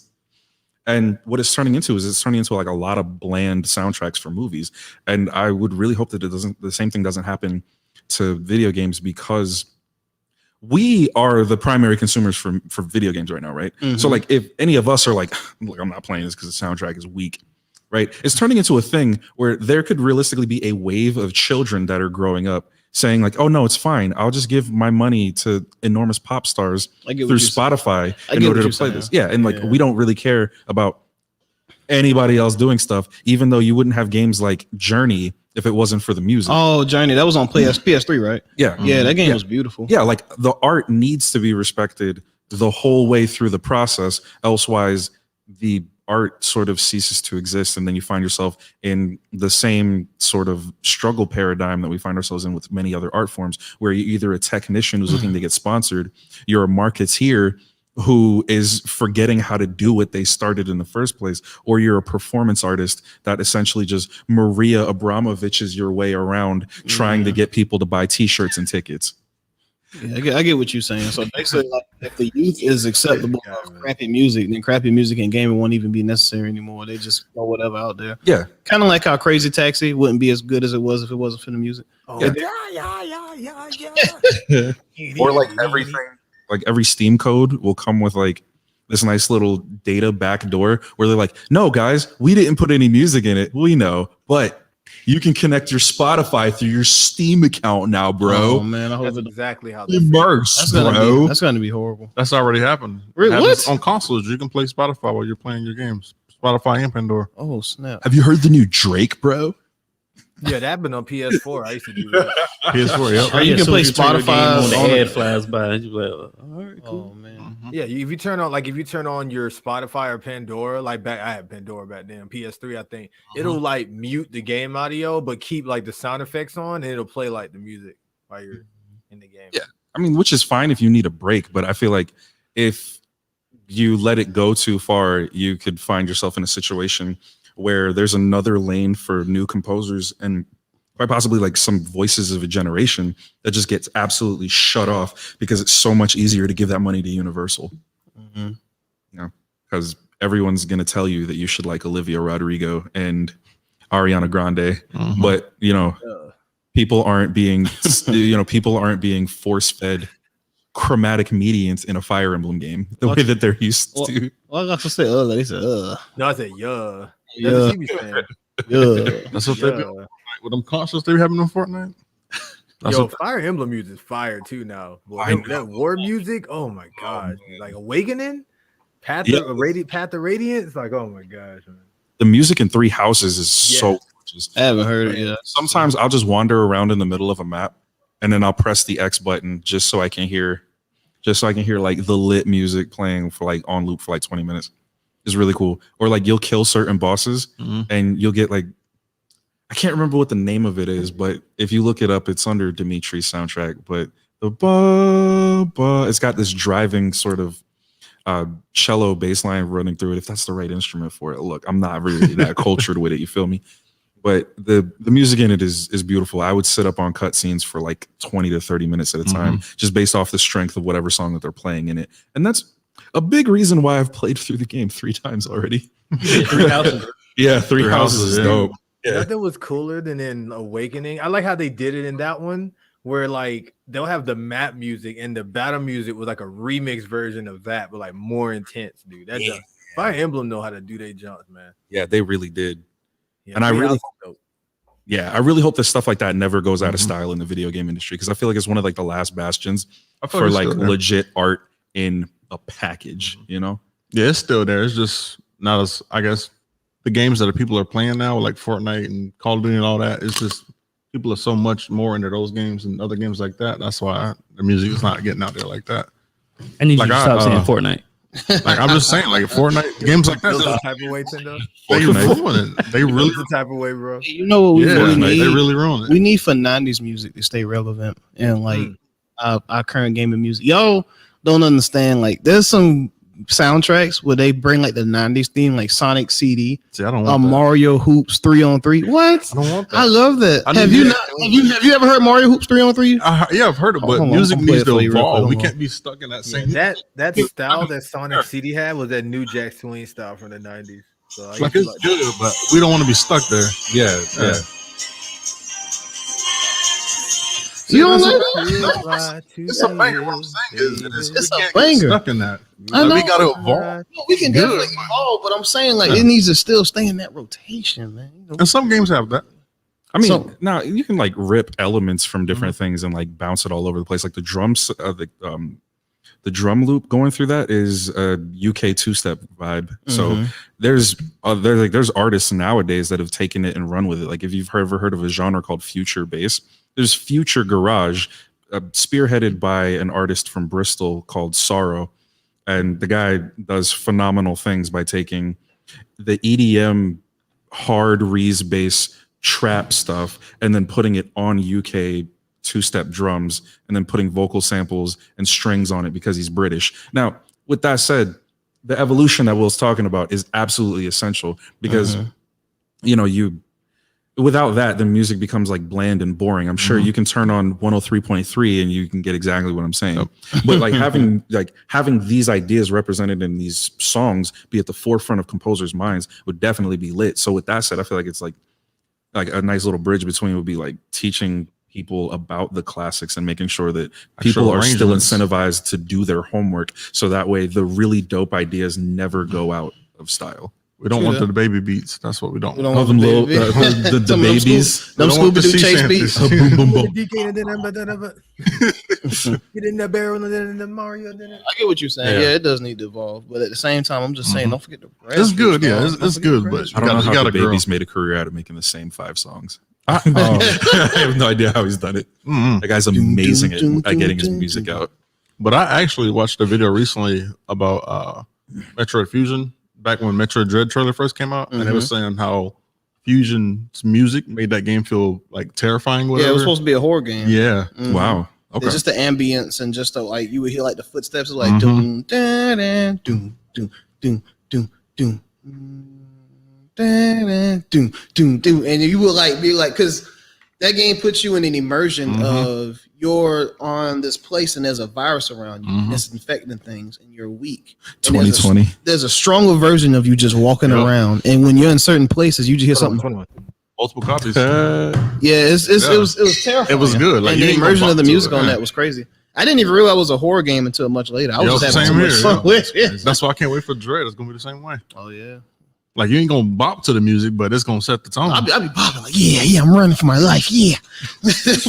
That'd be me, dog. That'd be me. All right, yo. Millie rocking. Yeah, good talk. Hey, man, we coming to the last 30 minutes of the podcast. Ooh. And we got to give the people what we promised them. People. The people. That's crazy. You know what I'm talking about. What you gotta do? I'm going to go ahead and bring that heat. Because my homeboy Tim here, he's straight from the streets. Oh my. I'm going to get the freestyle started. Okay. Tim over here stank. You know that he farted. Whoa. But I'm joking. I ain't really saying that because I don't smell nothing. Whoa. No nose. No, stop messing with that. Don't press that button. Don't Whoa. press it, bro. Get your hands off. Over here smiling. The homeboy be wilding. Tim will be chilling. We all got the child and listen. Loxus is next. All he care about is can't say that on stream. He said he can't say that on stream. Charger on Splatoon, I got that beam. Woo, blast Punch off. you out the seams. But while I'm here, I'm about to bust into the scene.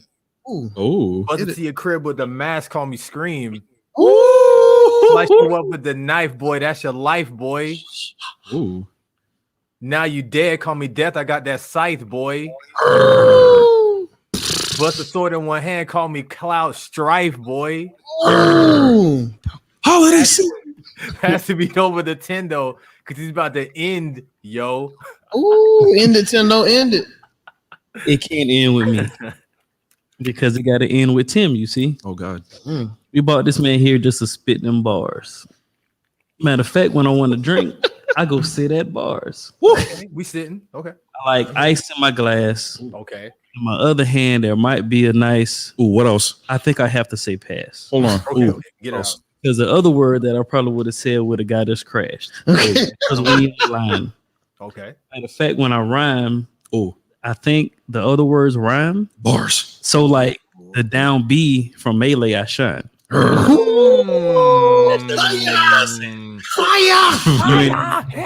Next time, man.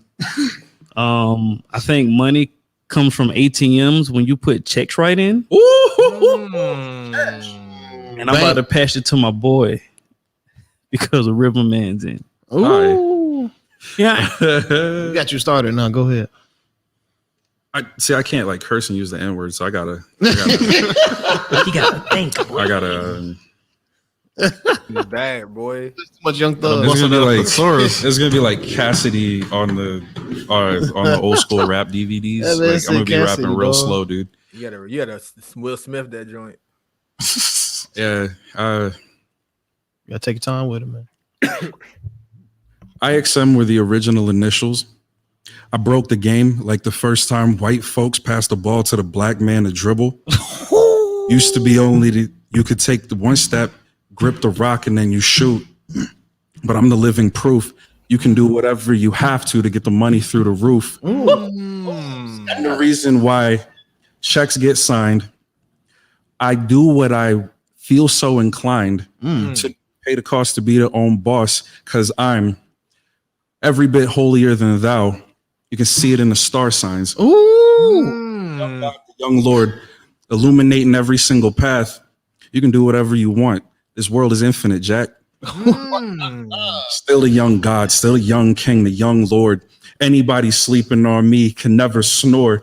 Your breath will be interrupted quite swiftly. I give things to people who didn't have anything to begin with. So when you see me, you don't even necessarily need to pay homage. Just do right by your kids. And if you got dreams, go to college. Oh, get an education. The same facts, the same knowledge. It got people out of their debt. So keep wilding. You can unravel every single scroll to everything I've ever spit. You can still find on the deepest layer a Joseph Campbell hero with 1,000 faces, riff and lick that makes sure that the politics are removed and anything that's cancerous gets placed in a tomb. The greatest hits of mine are still enshrined within the minds of every single listener, whether deaf or blind, because the universal truth defies language as defined. And even with every single bit of that said, the apex predator in every swamp, river, and lakeside is still on the climb. I can only get better. Time after time. That's bars. Bars. Hey, that man left me speechless, man. Oh, snap. I can't even say nothing after that. No Bar. Hit the button. Hit the button. Oh, yeah, you gotta press it. Oh, wrong one. I like that button though. That was the wrong one. Here we go. Oh, dang, it didn't even play. I pressed it. There we go. I like that button. I like That took a minute. There you go. I've been trying to do the bomb drop the whole time. You had it on the soundboard? Oh, my bad. I ain't felt like pressing it today, man. I respect that. It was too much of a reach. Hold on. We about to do one more rotation. We about to bring out everybody around to the Salt Nation. We're not done, son. Super J back on the track. When I spit, boy, you know what I say ain't whack. You better watch out, watch your feet, don't step on the tack. I'll knock it down. All I make is racks. We came through Salt Squad. We make the best tourneys. Coming through, see your girl. You know that she can't say that on stream. Can't say that. Can't say that on stream, but I'll make it a meme. We got the whole squad here. Welcome stream to the team. Locks is on the side. You know that he ride coming through, messing with the boys. We got that Salt Pride. Got OG Tim in the mix. Got Monarch here with the tricks. Tendo with the fro. He know he be picks. Nintendo. Even though it's tricks. He got the Salt sister. gaming. Switch. Why you Nintendo making me with laugh, the man? Because it's funny. Switch the fur, Nintendo Durant. Nintendo Durant. Switch the fur. All right, I'm gonna hop back in like it's double Dutch. Ooh. If my rhymes keep going, you know I be clutch. Clutch. Coming through, boy, you know I get butch. Ooh. I mixed it up, boy. Hit you with.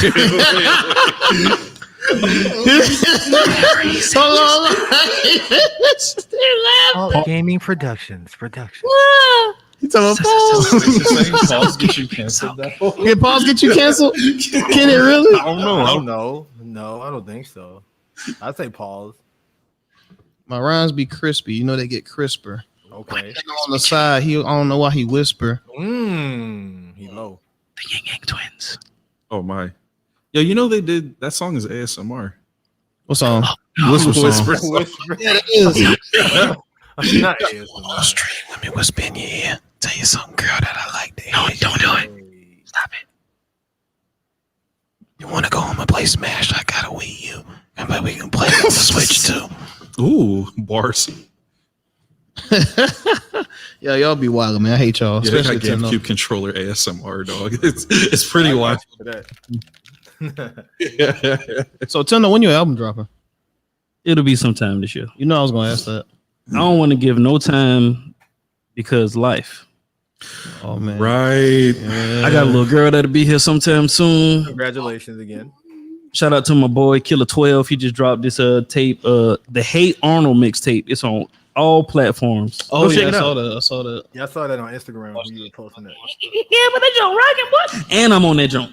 Are you on there for real? I'm on that joint. Oh snap, we gotta check. I really gotta listen to it. Shout out to the group chat, man. Shout out to the group chat. Yeah, man, there's so many people to name, man. But shout out to the Why group were you chat, not man. I love pressing y'all that the whole boys. time? I don't know.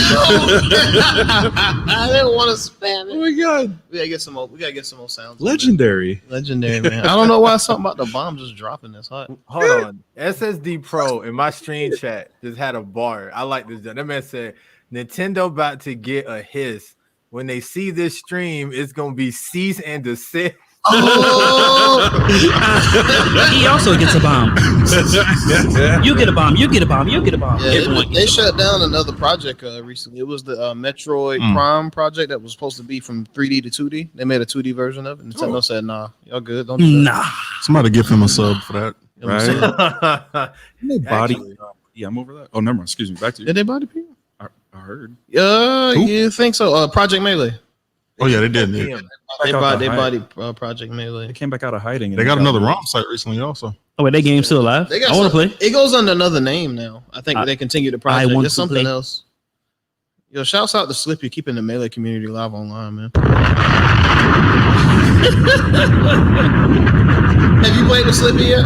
Wally No, I Coyote. don't have a good computer. Oh, I'm sorry. Yeah, I was gonna buy me another laptop and try it out. Let me know when you get to GoFundMe. I'll put some money in that. All right. I will also put some money in that. I'll drop a cool $100 or some change or whatever. Get I you want one to night. trigger bad players with my awful. You got to puff. be like my boy Corporal. Get the golden Elgato, man. Oh, I forgot about that. Yo, Forgot Lox, about that. we had this joke when Corporal was first starting, and he had this goal of what he was trying to get. I think it was like he was trying to start up, and I think the goal was like 10 grand or something. Yeah. off the And Tim was Kickstarter. like, "Man, we trying to get a golden Elgato." I was like, I forgot about that to this stuff. Yo, Corporal be streaming, be hype though. Yeah, please check out They his do. Corporal Punisher, man. That man be getting it in. He consistent. He is very consistent. Him and Lox Very. are consistent. Oh, how are his numbers looking? I'm looking pretty good. I think he usually when he streams he gets like on average maybe like 7 or 8. Sometimes he gets a little bit more. It's not bad. Yeah. Loxus though, Lox has been up Lox 20. has been averaging like maybe 15, 20 lately, man. He been getting it in. Probably. Yeah, man. Shout outs to shout outs to my viewers in the chat right now watching me, and then shout outs to the support I get from Sensible. He hit me up with the raise back at that time, and it's just been keeping consistent and it's been going up. It's been a grind. Started off at 0 like most people do, went up to 3, went up to 5, and I just keep it going now. Just try to create an environment, try to do something kind of like a little lounge people can come into. You know what I'm saying? We just listen to music, talk trash, and play games. Shout out to the Loxbox. I gotta do more, man. Like God, every time I try to get into it, it's like so here's my Life. thing. Here's my thing at home. Life. I'll get home. Life. Oh, I'll wake up, my boy. Wham, wham. All right, son, I got you. Gonna put him on. Oh, Make God. sure he good. Yo, They feed him and all that, make sure Wham. teach He said wave check. Oh, there you go. Wave check. Tendo, get her. Come on with the wave check, Tendo. No. Ain't no waves under here, boy. This is a forest. So yeah, so I was gonna say that later, but dang, Tisha hit you up early with it, man. I gotta do it for. Oh, Gotta take it off, man. This dude, look how perfect my do rag's on, man. I'm not gonna be able to get it like this again. Oh, You gotta let the flap out. I don't think she cares. I don't think she cares though. So It's the fact that you got it perfect at all that's special. And he ain't even hydrate the whole time he was He ain't here. hydrate Boy, I'm the whole snitching. time, Boy, I'm boy. snitching. Woo!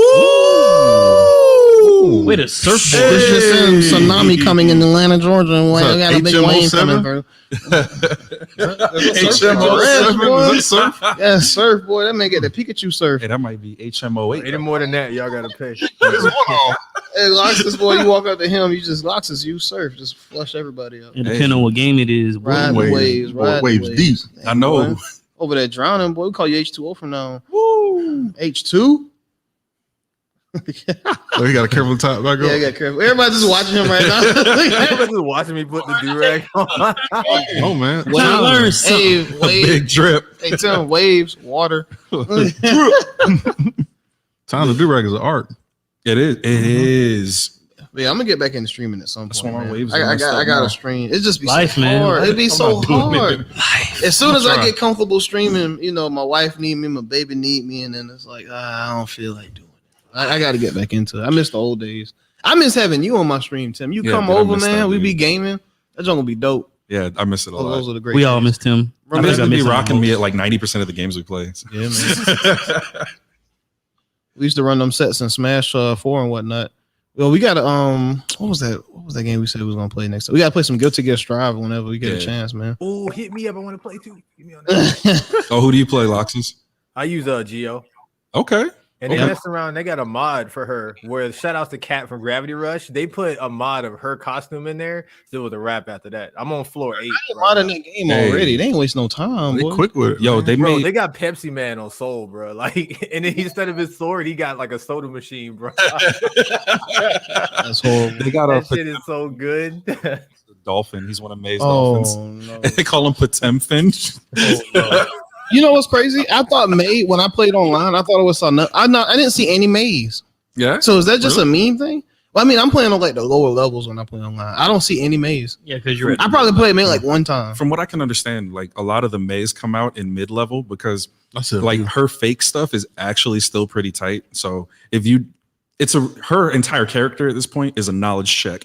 If you know what you're doing and you've labbed her, then she gets beat up pretty bad. That's why you don't see her in lower levels because you can't just Totogeki your way into victory. Just trash cutter. Yeah, you'll get tossed like left, right, and center. But in the mid levels where you have your maze with setups and stuff like that, they're getting by just based off a lack of matchup knowledge and people actually getting triggered every time that little girl yells out Totsugeki. But then when you get to higher floors, from what I can understand, not very many people make it because her stuff is still fake. And you still have to condition people before you can launch like 50 dolphins at somebody. Mm-hmm. So that's probably why you're not seeing a lot of her. Hey man, that makes sense. Can't make no doggles without sense, dog. It all makes sense like under the couch. Oh my. I thought it was in the couch. Under the couch. Your sense drop under the couch. I don't believe you. Yes, yeah, you better. Yeah, man, we got a game sometime, man. I wish I would have just brought my computer here. We could have just been playing on stream the whole time, but I That would didn't have been do cool. that. Yeah, The podcast would have been. That'll be next time. Salt Lodge Z. Salt Lodge Z. Yeah, we got to do it. When next time you gonna be in town, Tim? I have no idea. But I will be at some point. At some point. Are you gonna be moving down this way? You just gonna stay where you at? So once my contract's up, I'm going back to college. Mm-hmm. I still have not settled on what the degree is going to be. Found out about doing online courses and stuff, so I was tempted to do an art degree so I could like undercut most universities that are charging people $80,000 for the same stuff that I can teach for $500. Mm-hmm. Or I was going to go into operations management because I've already got a business management associates, and then I could potentially get a master's in something else and then jump into a company making like $70,000. It's not a lot for somebody with a master's, but you know what is a lot for somebody with a master's? No student loan debt. Very true. Man, student loan debt is horrible. That's the only thing that Boy got tagging me. I'm finally getting rid of it though. That's good. Solid man. I wanted to do finance. Sally, man. Like, nah, man, Navient. finance is goofy. Finance is goofy. Yeah, because they only like so most bachelors like they settle in the management. This is free game to whoever's watching and was thinking about going to college. Yeah, They settle into the Anybody business going to management ICDC? cluster.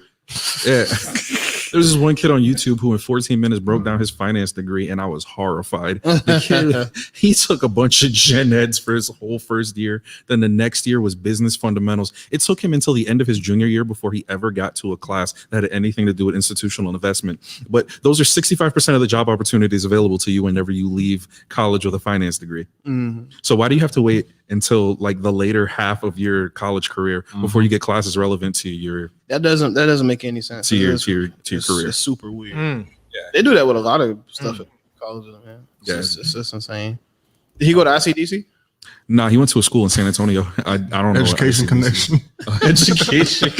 Wait, what? You remember that commercial? No. You remember that song? What? Wait, talking about with the- Education Connection. Education With with the- the free, the white girl. You remember? Nah, I that? ain't never seen Oh, I that. thought- That's old. Is that the same one with the single moms that's talking about going Yup. back to school after 30 years to get their nursing degrees? Yo, But you know what always tripped me out about the ICDC? I don't think Master P has a degree.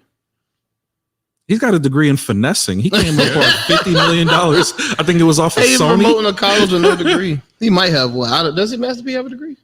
I don't think You're asking so. the wrong one. he played in the NBA too. He was an NBA player for a little bit. He was. Yeah, he had his hand in Master P everything. was MVP. Really? Mm-hmm. What? Played for a little bit. Yeah, He did everything. Like, he's a lot taller than he Jack looks, of all though. he's trades. tall. Yeah. And he couldn't pass on any of that to Lil Romeo. That's a shame. Romeo, boy, child, little. Remember he had that damn TV show? I mean, that dang TV show. He had a TV show. Yeah, the Romeo show. You remember the Romeo show? Hey, yo, it's time for the Romeo show. You remember that? Romeo show. Yeah, they had a Romeo show. It was a little sitcom. Yeah, What's better than Corey in the house? Nah, Ain't nothing better than Corey. I'm not very Corey House. It's golded. I thought so. Corey in the House is, I thought that was an anime. Did they bring Corey back in Raven's new show? I forgot Hey, they bought her show back. Hey, I know we kind of getting off topic here, but yo, this is funny. I thought it was the funniest thing. Raven's new show is literally her and her friend moving together, and they got kids, but no dads. Oh, no. So it's like, did Orlando Brown actually smash Raven, and then he's just out of the show now? He's just a missing figure. Like, what kind of premise is that? Like, we got single moms with kids now. Like, why would they bring Raven back like that? I thought that was the weirdest thing ever. Like, That sounds like a podcast from that one Hotep dude that be talking about women being bad with their finances. What's the guy's name? Keith Samuels, I think. oh, Kevin Samuels. It sounds like a Yeah. Kevin Samuels. Subway will be hiring. Waiting to happen. Yo, Kevin. Me and Letitia. Listen. Yo, you want me to tell you how Kevin Samuels will mess women up by telling them the truth? Letitia is married to me, and she said, "Man, I'm thinking about my value now." Like, why do you care? Kevin says once you're married and have a baby, your value drops. What if you die? I won't have any value after that. Like, Letitia, shut up. Kevin was tearing them women down, dude.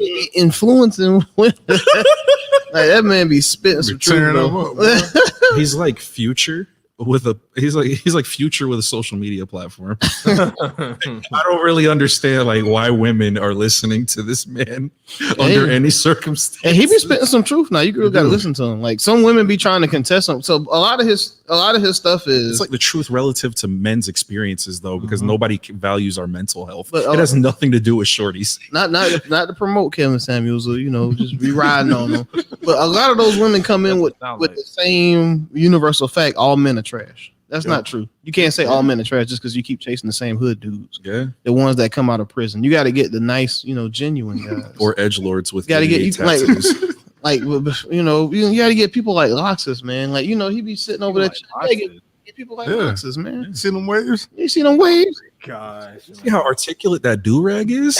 ridiculous. You know what's crazy? I don't know if y'all noticed this, but like, his shirt been getting like wetter and wetter every second. Like, his hair is just dripping.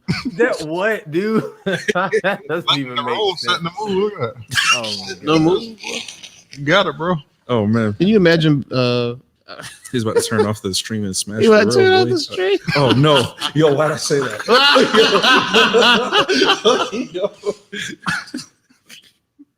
I remember Loxus had a conversation with me, man. He was like, "Yeah, man, I was single for it was a minute ago when I was single." I said, "What happened, man?" He said, "Man, every girl I dated, I drowned them." I remember that. I said, "What? I'd be in jail. That doesn't even make sense. Why would I say that? What the hell?" Well, under law, when they mess with you, they're dealing with an actual ocean, so they can't really. How can you date an ocean and not expect to drown? Wow. My girl's still here though. I'm drowning. Is that like a comment on his like waves or on his waves? His dress? Both. So my girl just always has on like a safety vest, I guess. That's how she gets away from the. You got to wear the floaties in the car. Yeah, you're literally dripping from head to toe, man. You got to be careful. Wow. The lethal water caution under this. That's why you live on the first floor, because if you was on the second, you'd be dropping that water down, drowning your neighbors. It would look like that condo in Miami. Water bending. Yeah, you know, was when that too soon? They were casting the for Mega Man, I think it was like 7 or 8 or whatever. They were trying to get Wave Man. They wanted Loxus first, and then they just went. Oh my gosh, dude! And then they made my name in the salt chat freaking lots from the land hidden in the waves or something. Really, dude. That's so corny, dude. That's so Imagine him with the hat on, boy, with the waves just dripping like water coming from the side of him. That's gonna be hot. Yeah, we should make that. Let me see if I can find an anime. Don't do that. What the heck? Yo, you know the water cap Kirby wears? Like when he turns into water Kirby. You drew a picture of me with that hat on or whatever with the water. I was like, really, dude? Wait, that's perfect. I'm gonna pay somebody $50 to do that. It was when we played Gartic Phone the other day. It's from that. Hey, I bet I know what kind of chips you like. Wavy. Hey, no cap though. Them wave chips be fire. Like you get the cheese ruffles, bro. Them just, bruh, the sour cream and cheese ruffles. Keep going. Hey, Loxus, can you do me a favor? Keep going. Can you wave to the camera? Oh my god, even wow. Yeah, but we're about to wrap up the podcast in a couple minutes, man. Ooh, shout out to Tim for coming to IXM. Riverman. Please check out Ellie on SoundCloud. That is an amazing album. I don't care what you say. I enjoy it. I think it's like probably total playtime like 40 minutes though. It's like 13 tracks or whatever, but it's still pretty fire. I like it. Also, if you download it on Bandcamp, it's at Bandcamp at EYEXM. Almost forgot that for a second. But I also have the B-sides, which are the songs that were from assorted EPs that I didn't release, and also songs that didn't make the cut for the actual mixtape. And that's all on Bandcamp, right? Yeah, but if you download both Ellie and the Ellie B-sides, then you get access to the 2 super rare music videos that you won't be able to see outside of Vimeo, but now you'll have them on your computer forever. Yeah, the videos for B Water 2015 and the Saga. So, if you guys are interested in music from 2015, you can do that. It was like 2 months. That was 2015? Yeah, it was 2015. Dang, it felt like longer than that. I know. I took 4 years to write a 12-song mixtape. I know. They say time goes by fast, but when you think back on the past, it actually goes by slow. Yeah. That does feel like it was not that long ago, but it actually was. You think that? Yeah. Yeah.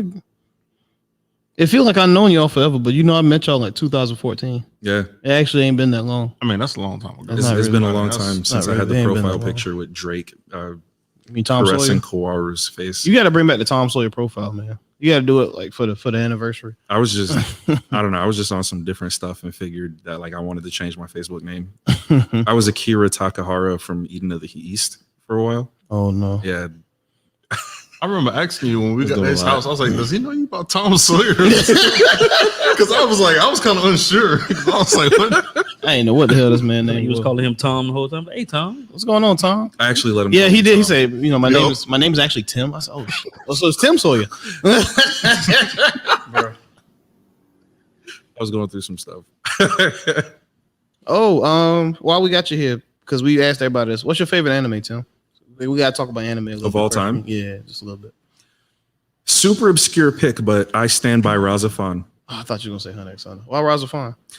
So it's Evangelion for equally edgy teens that don't hate themselves. And also it's, to kind of like bring full circle on what we've been talking about on the podcast, it's very music centric. The giant robot runs around shooting laser beams that are tuned to different musical notes. And there's a lot of different like really cool trip sequences within it, and it's a pretty nice romance once you remove that like one layer of super strangeness about how the Japanese approach relationships. And I don't want to ruin a big twist in the show by by expanding upon that here, but ultimately, like for me, it's a really good show, and I love it from the bottom of my heart. I'm glad you didn't say nothing weird like Fooly Cooly or something like that. Fooly Cooly was dope, but for me, it was. Well, Fooly Cooly's awesome. What? Not to be your favorite. By the time I watched Fooly, like I was out of the phase of my life where it could have been one of my favorite. Oh, But really? It definitely lives for me pretty well. Yeah.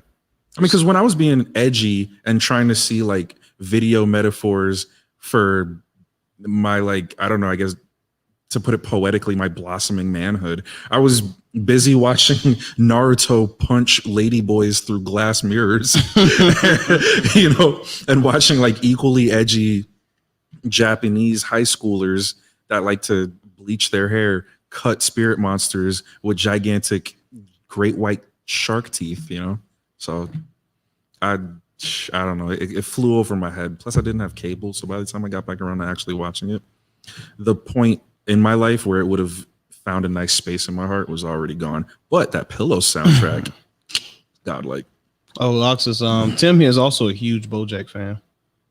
Yeah. I was on it ever since 2013. Yeah, I'm 2013, man, BoJack, man. We're all BoJack fans. What channel did it come You on? talking about BoJack Horseman? BoJack Horseman. On Yes. Netflix. Every single Netflix. person in this podcast other than Comedy me is a Central bought BoJack it, though. Horseman fan. Yeah, man, you had to make sure you know. Tim. To make sure That's you know for you're the only person here that doesn't watch. That's for you. Okay, Dude, BoJack is magical. I'll be sure to check that out someday. You got to, man. Got to. I tell you Go how into it. magical BoJack is. Go into it fresh, please. It made Please it go to into Ellie. fresh. That's how magical it is. What? How did I go into it sour? I finished BoJack and I finished Ellie. Yes. Oh, you finished BoJack? Yes. Okay, I'm glad you found. We can talk about it now. We gotta talk about it off stream though, because we can't talk about it on stream. We can talk about it now. Tell me how the whole series go. We can't. I feel like we what can't. happened was If you learn about the ending before you jump into it, then the ride is nowhere near as wild. Because I feel like a lot of what made BoJack stick for me was how it was.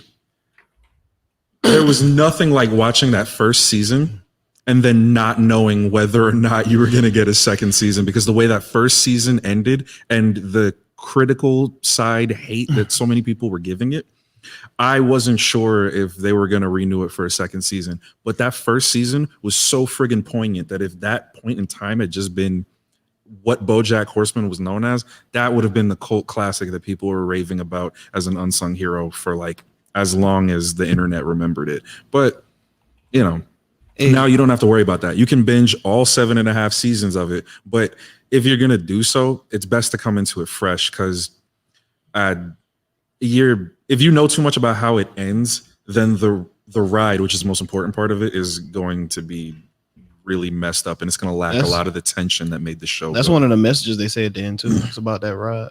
Yeah, it was one hell of a ride. If you go back and watch season 1, it's like you every time you see certain things happen, you're like, yo, every time. Yeah. It's amazing. Oh my, that first season and the third season too. Well, we can't call them seasons. You know, each season is like an arc. So arc 1 and arc 3. Yeah, the way that the Sarah Lynn arc, Sarah Lynn arc. concluded in the planetarium. That, Man. Yeah, saying too much. Yo, when I watched it again, I didn't realize how man, much of a moment that was. Saying Like too how much. important it was. It was a we'll vibe. be quiet. Saying it was a too huge much. Yeah, we'll be vibe. quiet. Okay, we'll be quiet. Saying too much. I mean, it was a vibe. It was really sad. It was sad vibes, but it was an enormous vibe. Like the emotional intelligence that goes into the show overall, but like just like how well they ripped apart sadness and emotional masochism within the first half of the show it's honestly up there with a lot of other shows that wrongfully get placed as a part of the pantheon of golden age television. Mm-hmm. Like, people didn't really give BoJack his flowers until after it had already made several changes that I feel like may have diluted the final product. Yeah, it gets some of the highest ratings too. Like it's crazy. Yeah, that was Like how your ratings are after a so while. yeah, like after season 2 or 3, like the ratings were super high. Like how your ratings are so high, but everybody's not watching the show. That's kind of weird. Yeah, You think the ratings like would draw people in, but I people not watching. I feel like it's like buying mics for the source. Somebody thought that they had a golden egg, so they were like, "Hey, man, we'll take a hit in other places. Just make sure that like people like it a little bit." That's what I imagine is happening. I compare BoJack to Rivals. It's a great game, but nobody wants to play it like that for some reason. Are people saying that BoJack is a knockoff of another like highly some people when franchise? I first started saying it looks like Beavis and Butthead. I'm like, what? How does BoJack look like Beavis and Butthead? I don't see that. Yeah, that's pretty stupid At all. I don't see it. that at all. Something because of like the animation or whatever. You know, that's to the people with the simple minds. Yeah, that's real smooth brain logic because you should be able to tell the difference between Toon Boom vector animation and like Mike Judge and like four homies. They pencil they're gonna be they talking about bringing back King of the Hill. Yeah. Bobby. Is Bobby in Hank's house now? I don't know. I don't know why they'd bring it back. I don't know why they bring it back either. They just need to let it in. I think it was fine the way it ended. Khan and the way that show ended. The last episode was Khan and Hank finally come together. Really? Yeah, they finally good friends now. Nice. Because Khan didn't give a damn about Hank the whole time. No, he even had a new kid and then named the kid Good Hank. No, not Khan. Not Hank's father. I'm talking about the neighbor Khan. Okay. Oh, I'm thinking Cotton. Cotton, Yeah. Okay, so he's cool with Khan. He's cool with Khan. Yeah, Billy Redneck. Hey, you remember when he was like, "Where are you from?" He was like, "I'm from Laotian." Talking about first he was like, "Are you Chinese or Japanese?" No, I'm not either. Stupid. I'm from Laotia. He was like, "Oh, so are you Chinese or Japanese?"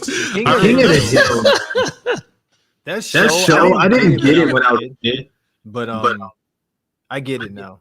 I didn't get it until I got lit. Yo, there's one episode where me and Tisha laugh about this all the time. With the girls was trying to like have like a sports group or whatever, and Peggy was trying to like get part of the gym, but the other coach or whatever wasn't having it. So he walks up to Peggy and was like, "Hey, Peggy, shouldn't you be taking those girls out there to practice how to handle their monthlies?" I was like, "Yo, how can you say that? You can't say that in today's world, man. You can't. That would never fly on TV now." I might go watch King of the Hill again. Real quick. I remember the first time Cotton met Khan. They were having like Hank and Khan were like beefing over. I think it was like Bobby and Khan Jr. skipping town or something. Yeah. And then like no, it was actually before then. Okay. They was at the party and Dale was trying to set Khan up to get get beat up by a Cotton or whatever. He was like, "Hey Khan, we got a jab right here." He's like, "Nope. Yeah, you're Laotian. Yeah. Tell one. He sniffed him and then he looked him up and down and said, "You ain't Japanese, you're Laotian." Oh man. Oh man. So my Khan, why would you give Bobby a shotgun with bullets in it? Well, you can't give a child a gun without batteries. I love it. Speaking of which, my wife wants a gun. Oh, That's good. She wants a Glock. Get a 45. Get a 45. No. She's from O Block. O Block. She from Bang, say bang. what? She from O Block. Bang, O bang. Block. She from the O. Yeah, she from the O. It took her to the O. I heard about the over there. Oh yeah, man. Whoop. The next podcast should be about women with guns. I ain't on that one. You got that. I'll watch that. Right to bear arms, dog. Nah, bro. I ain't on that one. Yeah, once again, man, appreciate Tim for coming to the podcast. Monarch, thank you for coming again, man. For those that don't know, Tim and Monarch are like true homies from high school, so we had to get them both. Oh, further than that. Yeah, like way further than that. Dang. Yeah, like elementary school, Boys and Girls Club. Elementary, y'all was putting pizza on throwing the other kids in the cafeteria running out there. We were like jugging for Yu-Gi-Oh! Y'all playing ding dong ditch together. Yo, them boys came to my apartment one time and played ding dong ditch on my neighbor, and I don't know how my neighbor knew it was them. He came knocked on my door. "Hey man, tell your friends not to be knocking on my door." I was like, "What did y'all do?" Man, we was just messing around. What the hell wrong with these boys, man? Boy. They be doing the stupidest stuff. Tisha say she from 64th. We're not from 63rd. See, I told you. she don't need no gun. She don't need no gun. Yeah, man. Shouts out to Monarch and Tim, and shouts out to Tendo. Be sure to check out his album coming up. I can't tell you the name of it, but it's gonna be hot. It's called Tendo Head Shake. Tendo Head Shake. I think that's the clue. Tendo. Shut up, boy. Tell me the name, Tendo. Tell the name, Tendo. What's the name? Sorry, there's only trash here. Oh, yep, that's the name of it. You think that he's joking, but that's actually the name. There's only trash here. It's pretty cool. Burning trash because it's fire. Shouts out to SG Locks. I know he's streaming right now. He got his homies over there. What? Is that Rock On? Or are you in Texas? I don't know. Is the Rock On? I guess. Yeah. Okay, I see that. I respect that. Shouts out to Brian for letting us come in this smooth studio just to have these podcasts. Thank you again, sir. Thank you for your service. Yeah, thank you for your services. Thank you, kind of sir. Yeah, give him a clap. Give him a round of applause, everybody. Brian Smith, everybody. Brian Smith, ladies and gentlemen. Yeah, Brian Smith. Yeah, thank you. You got to drop. And as you see, Oh, yeah, drop the ball. What you say, Glocks? And as you see, he hit that ball and it almost hit into the hole. Like in golfing when you do the butterfly. Oh yeah, I get you. I'm gonna go watch the somebody soft string clap. Tarkov when I get home. Yeah, it'll be probably another 2 weeks before we do another podcast. Not sure what the next topic could be though. We'll figure something out. We gotta get them PKF boys on here, man.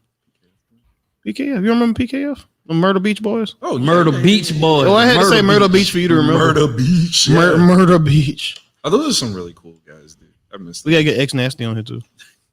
What you like? Shout out to my little He's got bro. the Hungry Box pop-offs. Oh, we gotta get Serenade on here, man. That would be pretty great. We got to get Serenade. I think we need his salt.